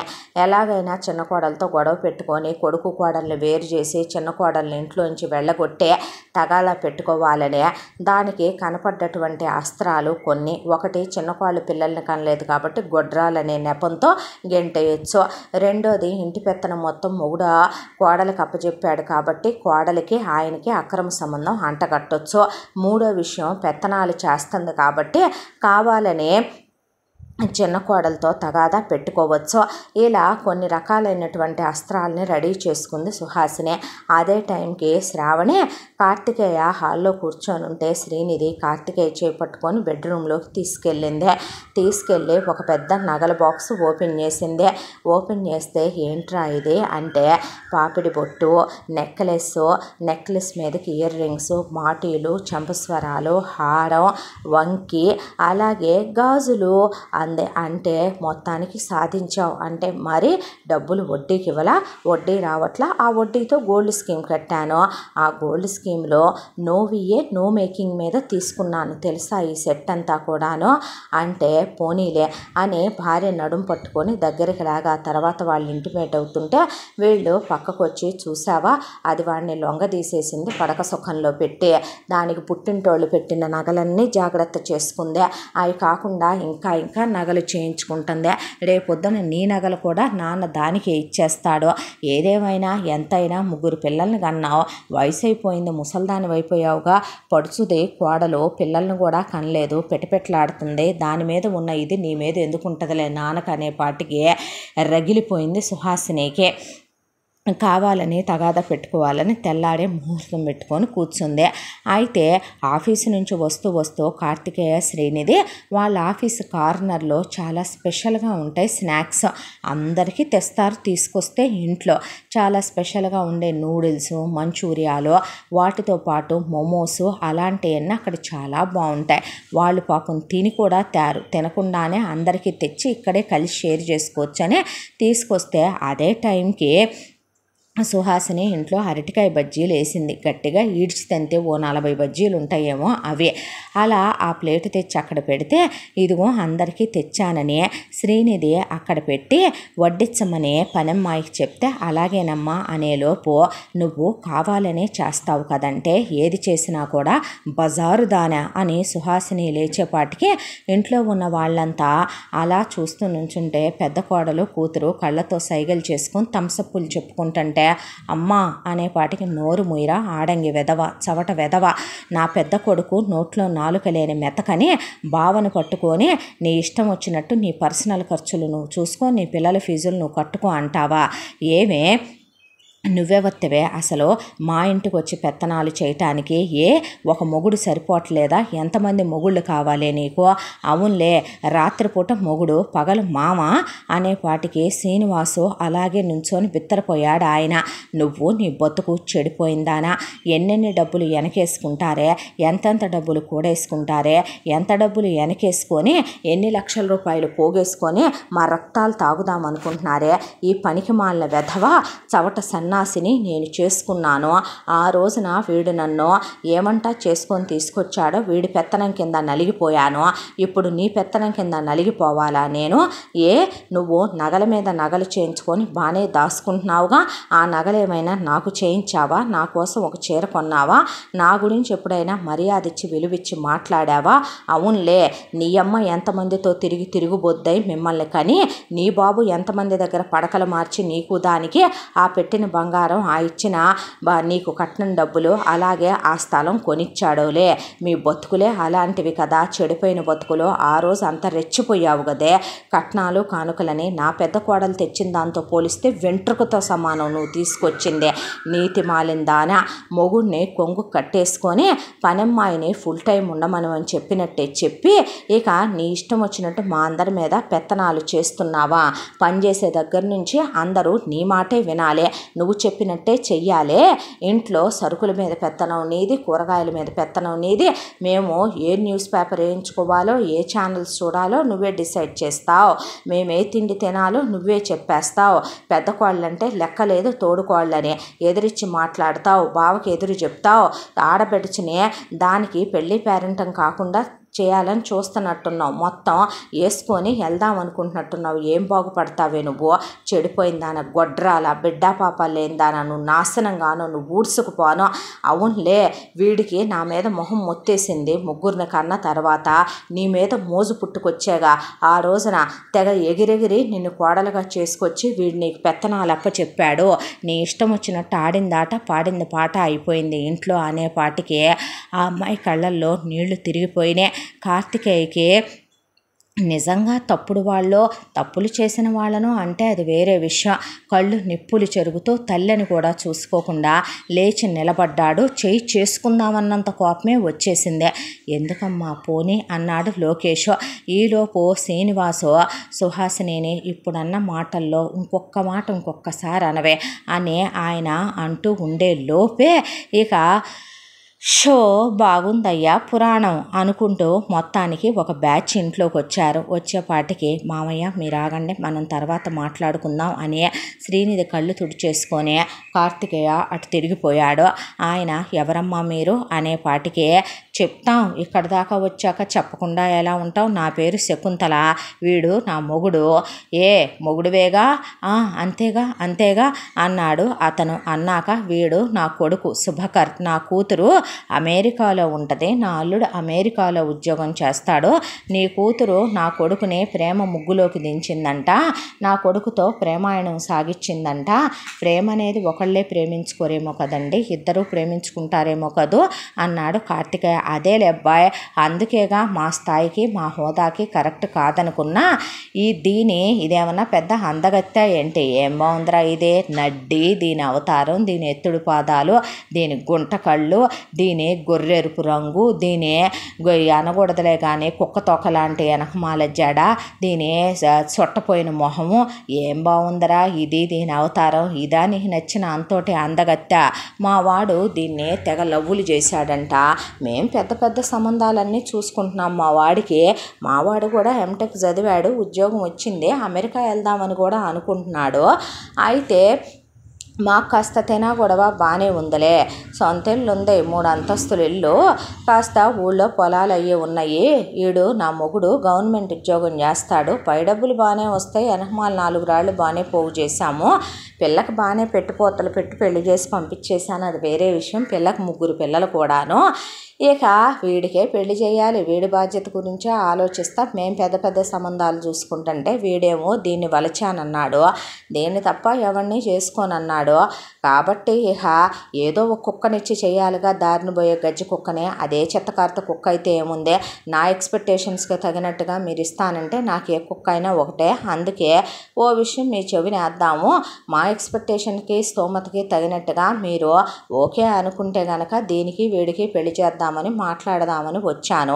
ఇంతకీ మా ఎక్స్పెక్టేషన్స్ ఏంటి అంటే, మొహమాటం ఎందుకు, నాకు ఎక్కువసేపు మాట్లాడటం కుదరదు. ఏవయ్యా నువ్వేనా దీని తండ్రివి, ఏమమ్మా నువ్వేనా దీని అమ్మవే, ఆడదానివై ఉండి కూతుర్ని అలా గాలి కుదిలేయచ్చా, భర్తకిచ్చిన పెంపకాలు పెంచడం ఏంటి, ప్రేమలేంటి, ఎవరి స్థాయికి తగ్గోళ్ళని వాళ్ళు చూసుకోవాలి, డబ్బున్న వాళ్ళకి కూతుర్ని అలా వల్లేయమని పంపావా, నువ్వు కేరా ప్లాట్ఫామ్ దానివేనంటగా, నీ మొగుడు కట్నం లేకుండా చేసుకొచ్చాడంటగా, ఇవంతా కూడా నీ మొగుడు కష్టార్జితమేనంటగా, నువ్వేనా శ్రీనివాస్ అంటే, హాయ్ వాట్ ఎవర్ ఇట్ ఈస్, నేనున్నది ఉన్నట్టు చెప్తున్నా, ఏది వీడేనా పెళ్ళాం కింద చవట వాజమ్మ, వీడేనా ఆడంగి వెధవ నీ పెద్ద కొడుకు, ఇదేనా బాగా బలుపు పట్టి పొగరు పట్టి ఉన్న నీ పెద్ద కోళ్ళు, ఏంటో ప్రతి ఒక్కటి కూడా ఎలా పైకొచ్చామనే ఏం మర్చిపోతారు. ఏమే నీ ఫ్యామిలీ అంతా కూడా ఒకప్పుడు అక్కడ ఇక్కడ గొడ్లను కాసుకుంటూ జీతగాళ్ళగా పనిచేసి ఏదో ఇక వాళ్ళకి వీళ్ళకి ఉంపుడు గత్తెలుగా వెళ్ళి వాళ్ళ చేత ఈనాములుగా పెట్టించుకున్న పొలాలు ఆస్తులు పాస్తులేనట్టుగా సంపాదించింది అనేపాటికి ప్రియ దీనికి ఆవులిస్తే పేగులు లెక్కేసాయని ఎలా తెలుసు అనుకునేసరికి, వయసులో ఉండగా బాగా చరిత్రలు సృష్టించిన వాళ్ళ వంశంలో నుంచి వచ్చిన దానివేనంటగా నువ్వు, నేను వచ్చేటప్పుడు అందరి గురించి కనుక్కొస్తాలే కానీ నేను కనుక్కు రాకుండా రాను, ఏరా నువ్వేమైనా ఇది ఫ్రెష్ అని చేసుకున్నావా ఏంటి, నీకు ముందు ఆల్రెడీ ఇంటర్లో దీనికి 4 బాయ్ ఫ్రెండ్స్, ఆ తర్వాత బీటెక్లో దీనికి 5-6 బాయ్ ఫ్రెండ్స్ ఉండి వాళ్ళతో ఇంటిమేషన్లు కూడా అయ్యాకేనంటగా ఎంటెక్లో ఇది నిన్ను తగులుకుంది అనేపాటికి లోకేష్ గుటకలు మింగుతో అలా నిలబడిపోతే ప్రియ పక్క చూపులు చూడటం చూశాడు. దాంతో మాట పలుకు లేదు లోకేష్కి. అదేలే నువ్వైతే ఆమ్యామ్యగాడివి పడుంటావని నీకు ఇచ్చి చేద్దామని ఫిక్స్ అయి ఉంటారులే కానీ దీని అమ్మా బాబు మంచి పొగరబోతు గిత్తవంట కదబ్బాయి నువ్వు అని కార్తికేయనే, మంచి పొగరెక్కువంట, బాగా చదువుతావంటగా, మంచి పొజిషన్లోనే ఉన్నావంటలే, నీ క్యారెక్టర్ మీద మత్సేమీ లేదుగా, ఆ మాత్రం గర్వం ఉండొచ్చు, ఏమ్మాయి నీ పుట్టింటోళ్ళు బాగా కష్టపడి పైకి తీసుకొచ్చారంటగా, నీ గురించి కూడా కనుక్కున్నాలే, ఉన్నంతలోనే నీకు బాగానే పెట్టి పంపించారని, నువ్వు తెలివైన దానివని చదువుకుంటున్నావని, ఇక బాగా చదివే నువ్వు ఉద్యోగం తెచ్చుకున్నావని, ఉద్యోగం చేస్తున్నావని, మంచి ప్లానింగ్ ఉన్న పిల్లవని తెలిసిందని కాలు మీద కాలేసి ఆ కాలు కరెక్ట్గా వీళ్ళందరూ మొహాల మీదకి వచ్చేటట్టుగా పెట్టింది అవతల వచ్చిన శుభకర్ వాళ్ళమ్మ శకుంతల. ఇంతకీ నా డిమాండ్స్ ఏంటంటే ఓపెన్గా మాట్లాడుకుందాం. ఇదేమీ పెద్ద అందగత్తె కాదు కాబట్టి, అందాన్నే ఉందో ఆడికి నచ్చింది కాబట్టి లైట్ తీసుకొని ఇప్పుడు ఓపెన్గా కొన్ని విషయాలు మాట్లాడుకుందాం. మాకు 50 లక్షల రూపాయలు క్యాష్ ఇవ్వాలి. అదేమి నా కోసం కాదు, ఇది వీడు ఇద్దరూ కలిసి అమెరికాకు వెళ్ళి అక్కడ ఎంఎస్ చేయడానికి చెరో 25 లక్షలకే. పెళ్లి ఖర్చులు మీవే, ఎంగేజ్మెంట్ ఖర్చులు మీవే, అబ్బాయికి పెళ్లిలో కారు ఇవ్వాలి. అది కాకుండా దీనికి తల మీద పెట్టే సూర్యవంక చంద్రవంక దగ్గర నుంచి కాలికి పెట్టే మెట్టెల దాకా బంగారు పొయ్యే పెట్టాలి. 10 కేజీలు వెండి ఇవ్వాలి. దాంతోపాటు మా అమ్మాయికి ఆడపడుచు లాంఛనాలు ఒక 5 లక్షల రూపాయల హారం, 2 లక్షల రూపాయలు, దాంతోపాటు చీరలు. అవి కాకుండా నా మనవరాళ్ళు 3 ఉన్నారు, వాళ్ళకి నా అల్లుడికి బట్టలు పెట్టి నా మనవరాళ్ళకి 3 లక్షల రూపాయలు పెట్టి వాళ్ళు ఏది కోరుకుంటే అది ముగ్గురికి 3 బంగారపు వస్తువులు పెట్టాలి. అక్కడికి 10 lakhs అత్తగారు లాంఛనాలు వీడిది నాది కలిపి ఒక 10 lakhs వేసుకోండి. ఆ తర్వాత ఇక మిగతా ఈ చీరసారీలు అవన్నీ మీకు తెలిసిన విషయమే కదా, అవన్నీ ఇవ్వండి. మీకు ఎటు స్థిరచరాస్తులు లేవు కాబట్టి ఇంకా నేను అడగటానికి ఏముందలే, కానీ ఇంతవరకు మీకు ఓకే అనుకుంటే గనక దీన్ని పెళ్లి చేసి మా ఇంటికి కోడలుగా పంపించండి.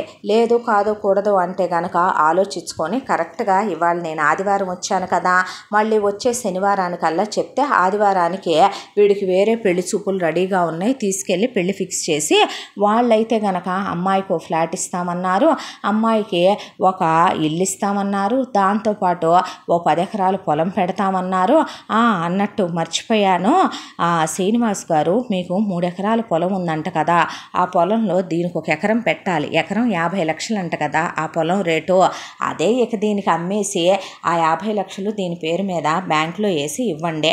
సరేనా మరి వెళుతున్నానని లేచి వెళ్ళిపోబోతుంటే ఏంటండి ఇదంతా అని మాట్లాడబోయి కూడా శుభకర్ వైపు శ్రావణి అలా చూస్తూ నించుందే.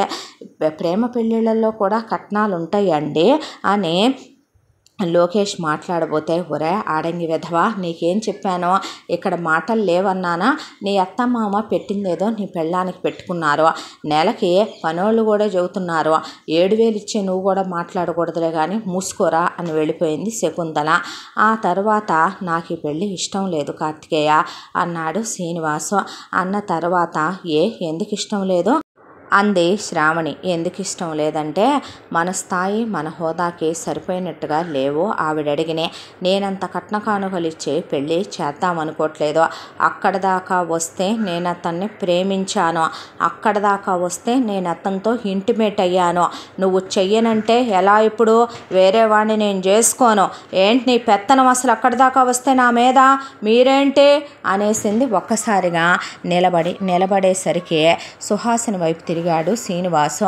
తిరిగితే సుహాసిని, అబద్ధం కదూ, నిజం కాదు కదూ, నువ్వు అలా కలవలేదు కదూ, శారీరకంగా నాతో జోక్ చేస్తున్నావు కదూ అనేపాటికి నిజంగా కలిసా, 100 సార్లు కలిసా, వీడియోలు ఫోటోలు కూడా చూపించేనేంటి, ఇదిగో చూడమనమని ఓపెన్ చేసేపాటికి సుహాసిని ఇక నేను అయిపోయానని ఫిక్స్ అయిపోతే పక్కనే ఉన్న ఫ్లవర్ వాస్ తీసుకొని కొడితే ముందు తలకాయ నిలువునా పగిలింది.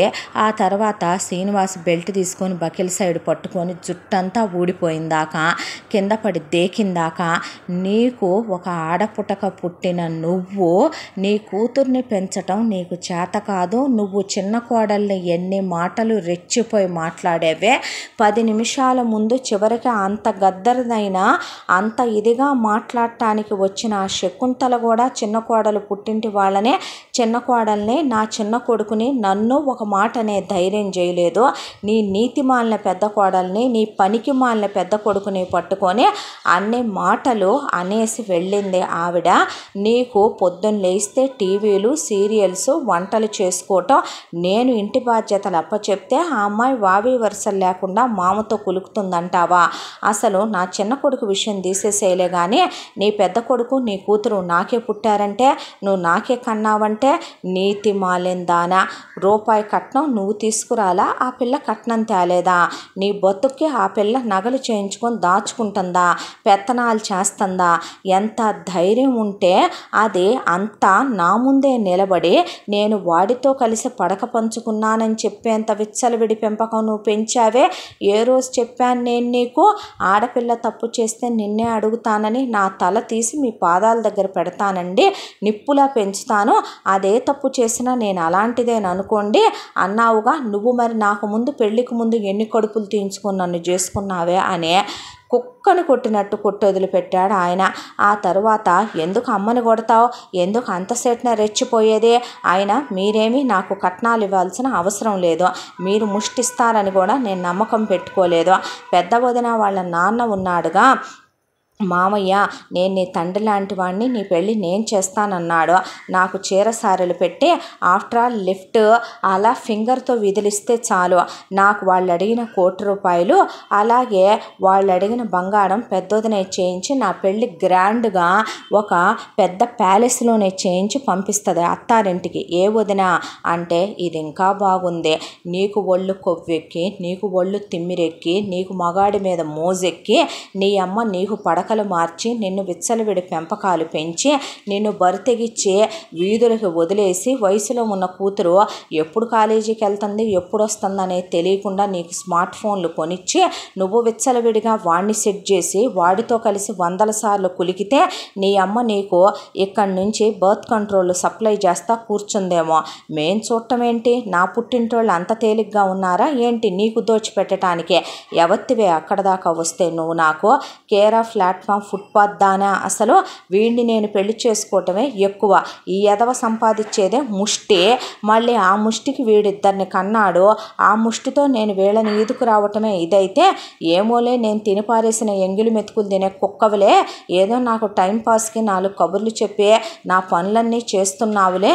ఇదేటు చిన్నదానికి నేను వాడుకోవటం రాదు దాని పొగరబోతానంతో అలా కాళ్ళు తెచ్చుకుంటూ హెయిర్ ప్యాక్స్ పెట్టించుకుంటూ బాడీ మసాజ్ చేయించుకుంటూ నేనెటు ఏ అర్బన్ క్లాప్ వాళ్ళకు ఫోన్ చేస్తే డబ్బులు కట్టాలని మెనిక్యూర్లు పెడిక్యూర్లు ఫేస్ ప్యాక్లు హెయిర్ ప్యాక్లు నీతో వేయించుకుంటూ నేను టైం పాస్ చేస్తుంటే ఆ గాసిప్స్ ఈ గాసిప్స్ చెప్పించుకొని ఆయన అంతా చెడు తిరిగితే తిరిగావు, తిరిగిన దానివి పెళ్ళికి ముందు అందరం తిరుగుతాం అలా అనుకుంటే ఒక కరెక్ట్ అయిన బకరాగాడు దొరికేంత వరకు ఆ విషయం పుట్టింట్లో చెప్పుకోవాలా ఏంటి?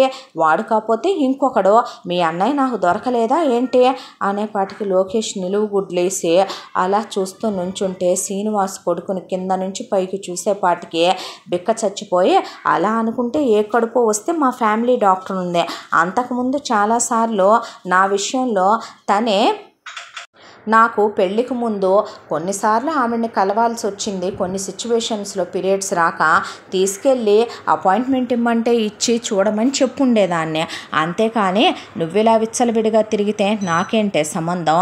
మా నాన్న ఎందుకే చూస్తాడు, మేమెందుకే పట్టించుకోవాలి? రేయ్ వెళ్ళి బ్యాగులు సర్దో, బాగా మా సొమ్ము తింటాం మరిగి ఇన్నేళ్ల నుంచి నెలకి 7,000 రూపాయల చొప్పున మా సొమ్ము తిని నా మొగుడి సొమ్ము అంతా పడి తిన్నది చాలదని ఇంకా మేమే చూడాలంట. మీ బతుకులు చెడ, సిగ్గన్నా ఉండాలి నీ అమ్మకి. కూతుర్ని పెంచడం చేత కాదు కానీ నీ అమ్మ పెద్ద పతివ్రత కబుర్లు, పెద్ద పత్తిత్తు కబుర్లు. అవునులే, ఆవు చేలో మేస్తే దూడ గట్టును మేసుద్దా? నీ అమ్మ ఎంతమందిని తిప్పేసి మామయ్య దాకా వచ్చిందో అలాంటి పతివ్రతకు పుట్టిన ఇంకో పతివ్రతవ కదే నువ్వు అనేసి మొగుడిని తీసుకొని సూట్ కేసులు తీసుకొని పిల్లల్ని తీసుకొని మాకు ఈ విషయానికి ఎలాంటి సంబంధం లేదు అని చెప్పి తనకి ఆల్రెడీ పుట్టింటి వాళ్ళు ఇచ్చినటువంటి ఫ్లాట్కి షిఫ్ట్ అయిపోయింది ప్రియ. ఆ తర్వాత శ్రావణి అలా నిలబడిపోతే కార్తికేయ అప్పటి వరకు మొగుడికి అసలు అంత కోపం ఉందనే శ్రీనిధికి తెలియదు. పడేసి శ్రావణిని కొడితే లాగి ఒక్కటే దెబ్బ కొడితే నోట్లో నుంచే బళక్కమని ముందు బ్లడ్ పడిపోయింది. ఆ తర్వాత ఎలా కనపడుతున్నానే నేను నీకు? తప్పు కదరా, నువ్వు అలా చెయ్యొచ్చుగా అంటానికి నేను పెద్దోడిని అనుకుంటున్నావా అనే బాడీలో 7-8 బోన్స్ బ్రేక్ అయిపోయిందాకా కొట్టాడు కార్తికేయ శ్రావణినే. అసలు నువ్వు ఆడపుట్టకే పుట్టావా? ఆడదానివేనా అమ్మ? నా భార్యను పట్టుకొని ఇందాక అన్ని మాటలు అన్నావే, నా అత్తగారిని పట్టుకొని అన్ని మాటలు అన్నావే, ఇప్పుడు అదే మాటలు నిన్ను ఒకసారి నువ్వు క్వశ్చన్ చేసుకో. నీ అమ్మ ఎవడికందే నిన్ను అని అడిగావు నా పెళ్ళాన్నే. నాన్న అదే మాట నిన్ను అడుగుతున్నాడమ్మా. మరి ఏం పెంపకాలు పెంచటం నువ్వివే, నాన్నకు పుట్టిన లక్షణాలే వచ్చినయ్యా దేనికి పెద్దోడికి అనేపాటికి సుహాసిని బిక్క చచ్చిపోయింది. మళ్ళీ శ్రీనివాస్ ఇంకో రౌండు, కార్తికేయ ఇంకో రౌండు కొట్టేపాటికి శ్రీనిధి ఇక వీళ్ళు చచ్చిపోతారని డిసైడ్ అయిపోయి వీళ్ళు తండ్రి కొడుకులు చంపేస్తారని, మామగాడికి ఇంత కోపం ఏంటి, సరదాగా జోకులేస్తూ ఉండే మొగుడికి ఇంత కోపం ఏంటని ఇద్దరిని అమ్మాయి ఏం ఆపగలుగుద్ది. దాంతో వెంటనే వాళ్ళ నాన్న వాళ్ళకి ఫోన్ చేస్తే ఒకవైపున వాళ్ళ నాన్న వాళ్ళ అమ్మ తమ్ముడు వచ్చి వీళ్ళని గట్టిగా పట్టుకొని లాగేసి ముందు ఆడవాళ్ళని తీసుకొని అమరు ఆసుపత్రికి వెళ్ళాడు. వెళ్ళేపాటికి ఏంటి కోపం బావగారు, ఏంటి పిచ్చి కోపం, చచ్చిపోతారండి, చచ్చిపోనివ్వండి బావగారు, వీటి బతుకులు ఇచ్చాడా అని వీటి బతుకులు ఇచ్చాడా అంటూ ఉండగా అబ్బాయి కట్లు కట్టించి మందులు ఇప్పించి తీసుకొచ్చాడు అమర్. ఇక్కడికే తీసుకొచ్చాక వామ్మో వాయో కుయ్యో మర్రో అంటూ కూర్చున్న వాళ్ళకి పనమ్మాయిని జ్యూస్ తెమ్మనమని చెరో గ్లాసు జ్యూస్ తాగిచ్చే, ఇప్పుడు పెళ్లి చెయ్యాలిగా మామయ్య, ఏం పెట్టి చేద్దామమ్మా, ఎలా చేద్దామంటావు నువ్వు చెప్పు. పోనీ ఆవిడ చెప్పినటువంటి లిస్టు మనం అందుకోగలిగిన రేంజ్లో స్టేజ్లో ఉందా తల్లి? పర్లేదు మామయ్య, అలాగని ఇక్కడ దాకా వచ్చిన తర్వాత ఇంటి చుట్టుపక్కల వాళ్ళందరికీ తెలిసిన తర్వాత వెళ్తూ అక్క అందరినీ పిలిచి మీటింగులు పెట్టి మరీ చెప్పెళ్ళింది విషయం ఇది అని. ఇప్పుడు ఇంత తెలిసిన తర్వాత మనం వేరే సంబంధం చూస్తే ఆ సంబంధం వాళ్ళు ఎంక్వైరీ చేసుకుంటే ఇవన్నీ బయటికి రావంటారా? వద్దు, అతనికే ఇచ్చి పెళ్లి చేద్దాం. కానీ దీని పెళ్ళికి నేనేసిన బడ్జెట్ నీకు ఇచ్చింది 15 లక్షలమ్మా. ఆ 15 లక్షలు నేనేమి వృధా పోనివ్వలేదు మామయ్య. అవి 5 రూపాయల వడ్డీకి ఇచ్చాను మా మేనత్తకే. అత్తయ్య తిప్పటం మొదలుపెట్టి కూడా ఆ డబ్బులు ఇప్పటికే 6 సంవత్సరాల కాలం అయింది. ఇప్పుడు ఆ డబ్బులు పెరిగాయి, 40 లక్షల రూపాయలు అయినాయే. ఆ 40 లక్షలకి తోడు నేను ఎలా లేదన్నా కూడాను లోన్ పెడతాను. లోన్ పెడితే నా జాబ్ మీద 10 లక్షలు వస్తాయి.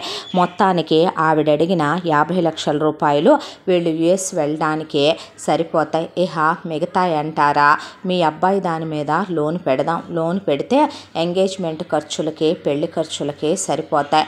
ఇక నగల విషయం అంటారా, నేను ఆల్రెడీ మీరు ఇంటి ఖర్చులకి ఇచ్చిన డబ్బుల్లో పొదుపు చేసి గోల్డ్ స్కీములు కట్టి నో విఏ నో మేకింగ్ మీద ఆల్రెడీ తనకి నేను పాపడి బిళ్ళ, మోటీలు, చెంపస్వరాలు, నెక్లెస్, ఇయర్ రింగ్స్, హారం, ఇయర్ రింగ్స్, గాజులు అరవంకి వరకు చేయించాను. వడ్డాణం చేయిద్దాం అనేలోపే ఇదంతా జరిగిపోయిందే.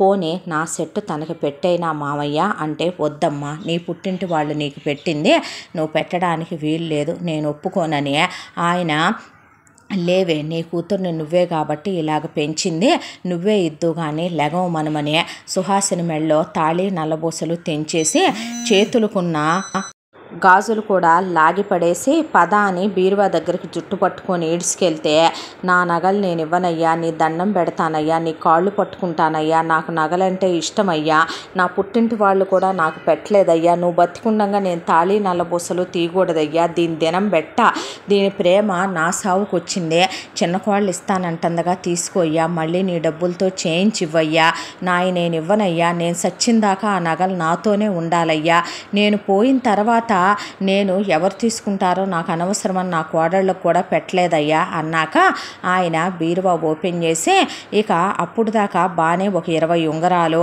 దాంతోపాటు ఒక 10 చెవి జతలు, ఇక తనకి గాజులు, హారము, నెక్లెస్ అవన్నీ ఉంటే మొత్తం తీసుకొని అక్కడ పడేస్తే వీటితో వడ్డాణం వస్తుందిగా అంటే, మామయ్య ప్లీజ్ తాళి గొలుసు నల్లబూసలు తీకండి మామయ్య, అత్తయ్య మెళ్ళోయే అంది శ్రీనిధి కాళ్ళ మీద పడి, నేను తప్పు చేశానమ్మా, నన్ను క్షమించవే, మిగతాయన్నీ కూడా ఇప్పించమ్మా అంటే, నేను సచ్చినా ఇవ్వను మిగతాయన్నీ, ఇక్కడికే నాకు ఇంకొద్దిగా వడ్డాణానికి ఆవిడ అడిగిన బంగారు పట్టీలకి మెట్లకి ఎదురు పడతాయి అని చెప్పి అవి పక్కన పడేశాడు ఆయన. కూతుర్ని పడేసి చెత్త కొట్టుడు కొట్టింది సుహాసిని.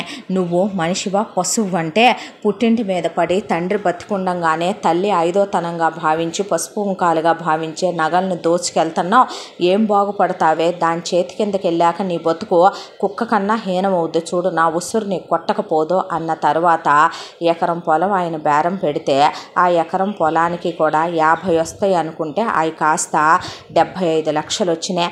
75 లక్షలు రావటంతో ఆయన, బాబు నువ్వు లోన్ పెట్టకయ్యా అని కార్తికేయని ఆపిచ్చేసి ఆయన ఇక కోడల్ని నువ్వు కూడా ఆగమ్మా అని చెప్పి అందులో ఒక 10 ఈ 40కి జోడీ చేసేసి మిగతా 15 లక్షలు ఎంగేజ్మెంట్ ఖర్చులు పెళ్లి ఖర్చులు కానీ పక్కన పెట్టుకొని అంతా అయిపోయి అప్పగింతలు ఇచ్చేటప్పుడు పెద్ద కొడుకు పెద్ద కోళ్ళు ప్రేక్షకుల్లాగా వచ్చి పక్కన నుంచున్నారు. కారేది, కారు లేకుండా ఎలాగా, కారు లేకుండా అమ్మాయి అత్తగారింటికి రాదే అనేసింది శ్రావణి వాళ్ళ అత్త. అనేసేపాటికి ఇక ఆయన దగ్గర చేతిలో రూపాయి లేదు, అన్నీ సర్దేయాల్సినవి అన్నీ అయిపోయినాయి. ఒకవైపుని చీరసారలు లాంఛనాలు వాటికి వీటికి ఆయన అప్పుడు దాకా వేరే పొదుపు చేసి ఉంచిన వాటిల్లో ఎక్స్ట్రా ఇంకో 15 లక్షలు వదిలి కూడా ఉన్నాడు ఆయన. ఇప్పుడు వెండి సామాన్లు అవి ఇవి అందని వాటికి ఇంకో 10 లక్షలు వదిలి ఉన్నాయి ఆయనకి. ఇప్పుడు ఎక్కడి నుంచి తీసుకురావాలి కారు అంటే అనేసరికి శ్రీనిధి వాళ్ళ నాన్న రాఘవ, టెన్షన్ పడకండి బావగారు, నేను కాస్త డబ్బులు వేరే దాచిపెట్టి ఉంచానులేండి, నా దగ్గర మ్యూచువల్లో ఉన్నాయి, రేపొద్దున పిల్లాడి పెళ్ళికి అవసరం అవుతాయని పక్కన పెట్టానని 10 లక్షల రూపాయలు పెట్టి అప్పటికప్పుడు షోరూంలో కారు తీసుకొచ్చి నుంచోబెడితే అప్పుడు దాకా అలాగే ఉంచి శ్రావణిని, ఆ కారు వచ్చాకే శ్రావణిని శుభకర్ని కారు ఎక్కించి తీసుకెళ్ళింది శకుంతల. ఇక ఎక్కడ వాళ్ళు అక్కడ అలా నిలువు గుడ్లేసుకొని నిలబడిపోయారు. ఆ తర్వాత ఇక ఆయనకి బుర్ర పని చేయలేదు. ఇంటికి వచ్చిన తర్వాత ఆలోచించడం మొదలుపెట్టాడు. ఇంత దాంట్లో చిన్న కొడుకు లోన్ పెట్టి మామగారు ఇచ్చిన 10 లక్షలు బావమరిది పెళ్లిక నుంచినే పద్ధతి కాదు కదా వాళ్ళు తీసుకోవటం, తీసుకెళ్ళి ఇచ్చేసి వచ్చాడు. ఆయన ఆలోచించడం మొదలుపెట్టాడు. భార్య సరైంది కాదు, పెద్ద కొడుకు పెద్ద కోళ్ళు సరైన వాళ్ళు కాదు. దాంతో ఆయన ఒకే నిర్ణయం తీసుకున్నాడు. ఆయన రిటైర్మెంట్ గురించి ఆయనకి టెన్షన్ లేదు. ఆయన సేవింగ్స్లో మ్యూచువల్స్లో 4 రూపాయలు పెట్టుకొని ఉంచుకున్నాడు. పెద్ద కొడుకు పెద్ద వాళ్ళు గద్దల్లాంటి వాళ్ళని ఆల్రెడీ ఉండే ఇల్లు ఆల్మోస్ట్ పాడైపోయింది. దాంతో ఆ 2 ఎకరాల పొలం, దాంతోపాటు ఆయన ఉండే ఇల్లు లాయర్ గారితో మాట్లాడి ఆ ఇంటిని కార్తికేయ పేరు మీద, ఆ పొలాన్ని కార్తికేయ పేరు మీద రాసేశాడు. సుహాసిని కూడా కోడలు కాళ్ళు పట్టుకొని తప్పైపోయిందని మళ్ళీ తను ఎప్పట్లాగే నోరు మూసుకొని తన వంట పని, తన టీవీలు తప్ప మిగతా ఏవి పట్టించుకోవటం మానేసింది. అప్పుడప్పుడు వచ్చి వెళుతూ శ్రావణి ఫస్ట్ శుభకర్ వెళతాడని వాళ్ళక్క అక్కడ ఉందని ముందు శుభకర్ వెళ్ళిపోయాడు. వెళ్ళిపోయిన తర్వాత నువ్వు పద్దాక పుట్టింటికి రావద్దు, నాకు అసహ్యం వేస్తుంది నీ మొహం చూస్తుంటే అని కార్తికేయ అంటే అత్త అలా అంటుంది, అత్త ఇలా అంటుందని వచ్చినప్పుడల్లా ఏడ్చుకొని అక్కడ విషయాలన్నీ మోసుకొచ్చి ఇంట్లో పనమ్మాయిని తీసేసిందని, పని చేయిస్తుందని, వంట చేయిస్తుందని, చపాతీ కాల్చడం చేత కాకపోతే చెయ్యి అట్ల పెనం మీద పెట్టిందని అమ్మకు చెప్పుకొని ఇక్కడ గూడంతా ఎల్లబోసుకొని 2 సంవత్సరాల తర్వాత శుభకరి ఎంఎస్ అయిపోయిన తర్వాత శ్రావణిని కూడా తీసుకెళ్ళి అప్పుడు అక్కడ ఎంఎస్ చేయించారు వాళ్ళు. ఇద్దరు అక్కడ ఉద్యోగాలకు వెళ్ళాలి. ఈలోగా కార్తికేయ పేరు మీద ఆస్తి పెట్టడం ఏంటి, మా ఆయనకి వాటా లేదా, మా ఆయన నీకు పుట్టలేదా, ఇంట్లో వాటా మాకు వచ్చుద్ది అంటే రాదమ్మా అన్నాడు శ్రీనివాసు. ఎందుకు రాదు అని అడిగింది ప్రియ. ఎందుకు రాదంటే నీ మొగుడికి చిన్నప్పటి నుంచి డొనేషన్లు కట్టి నేను చదివించాను కాబట్టి, చిన్నోడు మెరిట్ మీద చదువుకున్నాడు కాబట్టి. ఎందుకు రాదంటే నీ పెళ్లి ఖర్చు, ఎంగేజ్మెంట్ ఖర్చు నీ అమ్మ బాబు మొత్తం నా మీదే తోసేశారు, నీ హనీమూన్ ఖర్చుతో సహా, సత్యనారాయణ వ్రతాలు రిసెప్షన్లతో సహా, మెహందీ హల్దీ సంగీతులతో మీ ఫోటోషూటులతో సహా. కానీ చిన్నోడి విషయంలో అన్నీ చిన్నమ్మాయి వాళ్ళ అమ్మా నాన్న నేను చెరిసగం వేసుకొని మేము పెట్టుకొచ్చాం కాబట్టి, నేను మొత్తం భారం నేనే మొయ్యలేదు కాబట్టి, నీకు పెట్టిన నగలతో పోలిస్తే చిన్నమ్మాయికి పెట్టిన నగలు తక్కువ కాబట్టి, చెల్లెలు పెళ్లి బాధ్యత నీ మొగుడు కూడా పంచుకోవాలి, నీ మొగుడు పంచుకోలేదు. చిన్న కోడలు అలాగే చిన్న కొడుకు చెరొక 10 లక్షల రూపాయలు నాకు ఎంత లేదన్నా కూడా పెళ్లి ఖర్చుల కోసమనే ఎదురు వాళ్ళు లోన్లు పెట్టి మరీ నేను వద్దన్నా వాళ్ళు నాకు సహాయం చేయక తప్పలేదు. ఆ ముదృష్టపు దాని పెళ్లికి ఖర్చు అవ్వక తప్పలేదు. మరి నీ మొగుడు కూడా ఆ 20 లక్షలు ఇచ్చాడా చెప్పు, పోనీ ఇస్తామంటారా? ఇప్పుడు చెప్పండి, పోనీ నాకు అప్పులైన పోనీ తీరుస్తామంటారా మీరు? లేదు. ఇప్పుడు ఈ ఇంట్లో వాటా మీకు ఎలా చెల్లుద్ది? ఇదేమీ నా పిత్రార్జితం కాదు. నేను అక్కడ దాకా వస్తే గనక ఏనాడో నా స్వార్జితాలుగా నేను చేసుకున్నాను. ఇక ఆ పొలం విషయం అంటారా, ఆ పొలం నా తల్లి స్త్రీధనంగా తెచ్చిన డబ్బులతో నా తండ్రి కొన్నది కాబట్టి కాబట్టి అది నేను నా ఇష్ట ప్రకారం ఎవరికైనా పెట్టుకోవచ్చు, దాని మీద ఎవరికి హక్కు లేదు. ఇంకా ఎక్కువ ఏమైనా మాట్లాడాలనుకున్నావనుకో, నీ పురిటి ఖర్చుల దగ్గర నుంచి, నువ్వు వచ్చిన దగ్గర నుంచి నేను వాడిని మొత్తం, మీ మీద అయిన ఎక్స్పెండిచర్లు మొత్తం, నువ్వు నాకు నెలకి 7,000 ఇవ్వడానికి అవన్నీ తీసేగా మైనస్ చేసి నువ్వే నాకు ఎదురెంత ఇవ్వాలని డైరీలు మొహం మీద కొట్టాడు ప్రియకి శ్రీనివాసు.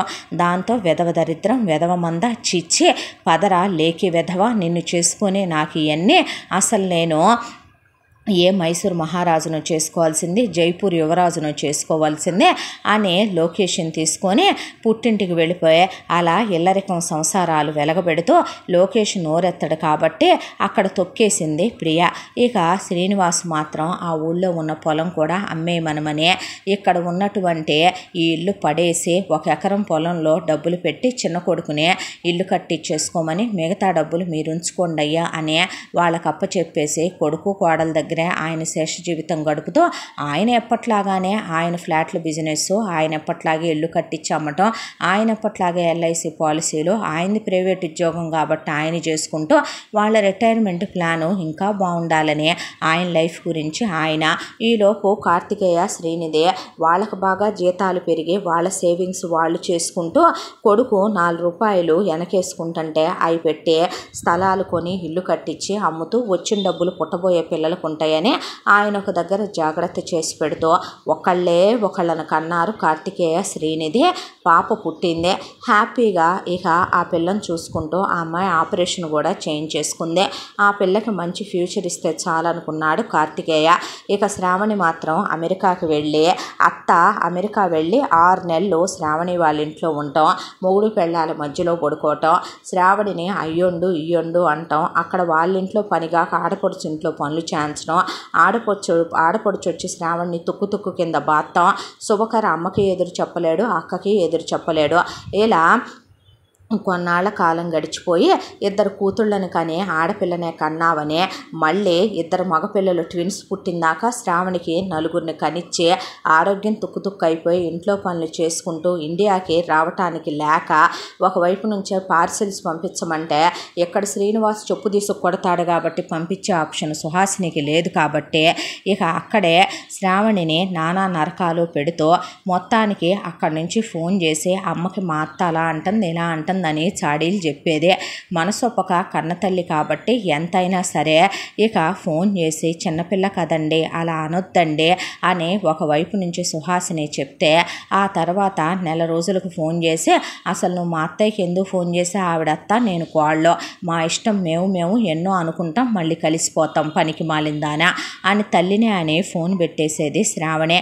ఇలా ఉండగా ఇక ఎవరికి తప్పినా తనకు తప్పదనే దాంతో శ్రీనిధి ఒకసారి శుభకర్కి ఫోన్ చేసి శ్రావణి ఇలా బాధపడుతుంది, కొట్టడం తిట్టడం కరెక్ట్ కాదు కదా, 4 పిల్లలంటే హ్యాండిల్ చేసుకోవాలి కదా, నువ్వు మాట్లాడాలి కదా, ప్రేమించానన్నావు పెళ్లి చేసుకున్నావు, కట్న కానుకలు మీరు అడిగినంత పెట్టాము, ఇంకా అలా చేయడం కరెక్ట్ కాదు కదా అని మాట్లాడుతూ ఉండగా శ్రావణి విన్న తర్వాత చిన్న వదిన ఔన్నత్యాన్ని తెలుసుకోలేక తను చాలా చీప్గా మాట్లాడిందే. అన్నని వదిన్ని వేరు చేద్దాం అనుకుందే, అమ్మ చేత వదిన్ని నానా మాటలు అనిపించిందే.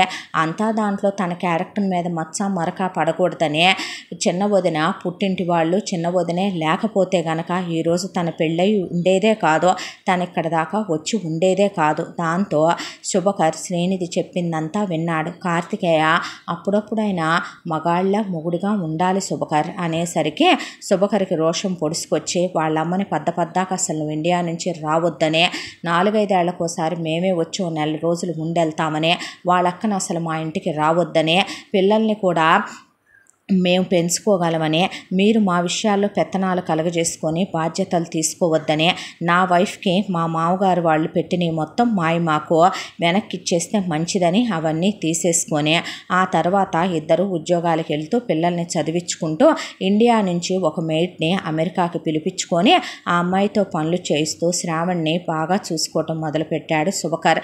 ఆ తర్వాత శ్రావణి ఒకసారి ఇండియా వచ్చి శ్రీనిధి కాళ్ళు పట్టుకొని కార్తికేయ కాళ్ళు పట్టుకొని తండ్రి తండ్రి కాళ్ళ మీద పడే, చిన్నొదిన నీ విలువ నిజంగానే నాకు తెలియలేదు, చాలా పెద్ద తప్పు చేశాను. నువ్వు ఏ రోజు నేను నా పుట్టింట్లో ఉండగా నాకు పనులు చెప్పింది లేదు. మీ వాళ్ళు ఏం పెట్టారో ఏది పెట్టారో పెట్టేది నా మొహం మీదే పెట్టారు, కానీ తప్పుడు మాటలు మాత్రం ఎప్పుడూ మాట్లాడింది లేదు. పెద్దదిన నాకేమీ తెచ్చింది లేదు, ఇచ్చింది లేదు. కానీ నేనే నిజం చెప్పాలంటే గనక తప్పుడు దాన్నే, నేనే నిజంగా నాన్నన్నట్టు బజారు దాన్ని కాబట్టే నా బతుకుని నేనే నా చేతులారా నాశనం చేసుకున్నాను. నీ విలువ తెలుసుకోలేకపోయాను. నువ్వే లేకపోతే నా మెళ్ళో తాళి పడేది కాదు. ఇవాళ నేను నా మొగుడితో పచ్చగా సంసారం చేసుకునేదాన్ని కాదు. నా అత్త దాష్టికం కింద అణిగిపోయే, నా ఆడపడుచు పెత్తనాల కింద ఒరిగిపోయేదాన్నే. నా మొగుడు ఎప్పటికీ మగతనం ఉన్న మగాడుగా గుర్తింపు తెచ్చుకునేవాడు కాదు వదిన. నీ వల్లే ఈ రోజున నా బతుకు ఎలా ఉందే. నాలాంటి వాళ్ళందరికీ నా కథ ఒక చెంపపెట్టు కావాలి. నన్ను క్షమించు వదిన అంటే ఇక్కడ క్షమాపణలు ఏమీ లేవు. ఏంటంటే చిన్నప్పటి నుంచి నిన్ను కూర్చోబెట్టి ఇది మంచి ఇది చెడు అని చెప్పుంటే నువ్వు కరెక్ట్గానే ఉండేదానివేమో. అది చెప్పకపోవటం నా తప్పనేగా అమ్మ నువ్వు అంది సుహాసినే. ఈ శ్రీనిధి ఏమీ మాట్లాడలేదు. కార్తికేయ, నీ లైఫ్ ఇప్పుడు బాగుంది కదా, హ్యాపీగా నీ హస్బెండ్తో నీ పిల్లలతో నీ లైఫ్ నువ్వు సంతోషంగా గడుపు, అనవసరమైన డిస్టర్బెన్స్లన్నీ నీకెందుకే అనేశాడు. ఆ తర్వాత శ్రీనివాసు పుట్టింటికి ఆడపిల్ల ఒక వెలుగును తీసుకురావాలి, అత్తింటికి మాణిక్యమై వెలుగొందాలి. అలా ఉన్నదే మీ చిన్నొదిన. నిజంగా శ్రీనిధే కాబట్టే కార్తికేయకి శ్రీనిధికి అలా వాళ్ళు ఏమంటా పెళ్లి చేసుకొని ఆ పిల్ల ఇంట్లో అడుగు పెట్టిందో కానీ వాడు ఉన్న పళంగా అలా ఎదుగుతూనే ఉన్నాడు తప్ప ఏ రోజు దిగజారిపోయింది లేదు. ఒక భర్తకి కీర్తి తేవాలన్నా, ఒక ఇంటికి విలువని పెంచాలన్నా ఆడపిల్ల నడవడిక మీద, మనస్తత్వం మీద, ఆలోచన ధోరణి మీద ఆధారపడి ఉంటుందని నువ్వు ఇకనైనా నేర్చుకోవే అన్నాడు ఆయన. శ్రావణి ఏమీ మాట్లాడలేదు. శుభకర్ అందరికీ సారీ చెప్పాడు. ఇంతటితో ఈ కథ సమాప్తం. మళ్ళీ మరొక మంచి కథతో కలుసుకుందాం. తప్పకుండా మన ఛానల్ని లైక్ చేయండి, షేర్ చేయండి, సబ్స్క్రైబ్ చేయండి, బెల్ ఐకాన్ క్లిక్ చేసి ఆల్ అనే బటన్ని ప్రెస్ చేయడం మర్చిపోకండి. ఈ కథను మనకు అందించిన కథ రచయిత్రి జి. యామిని శ్రీనివాస్ గారు. Thank you.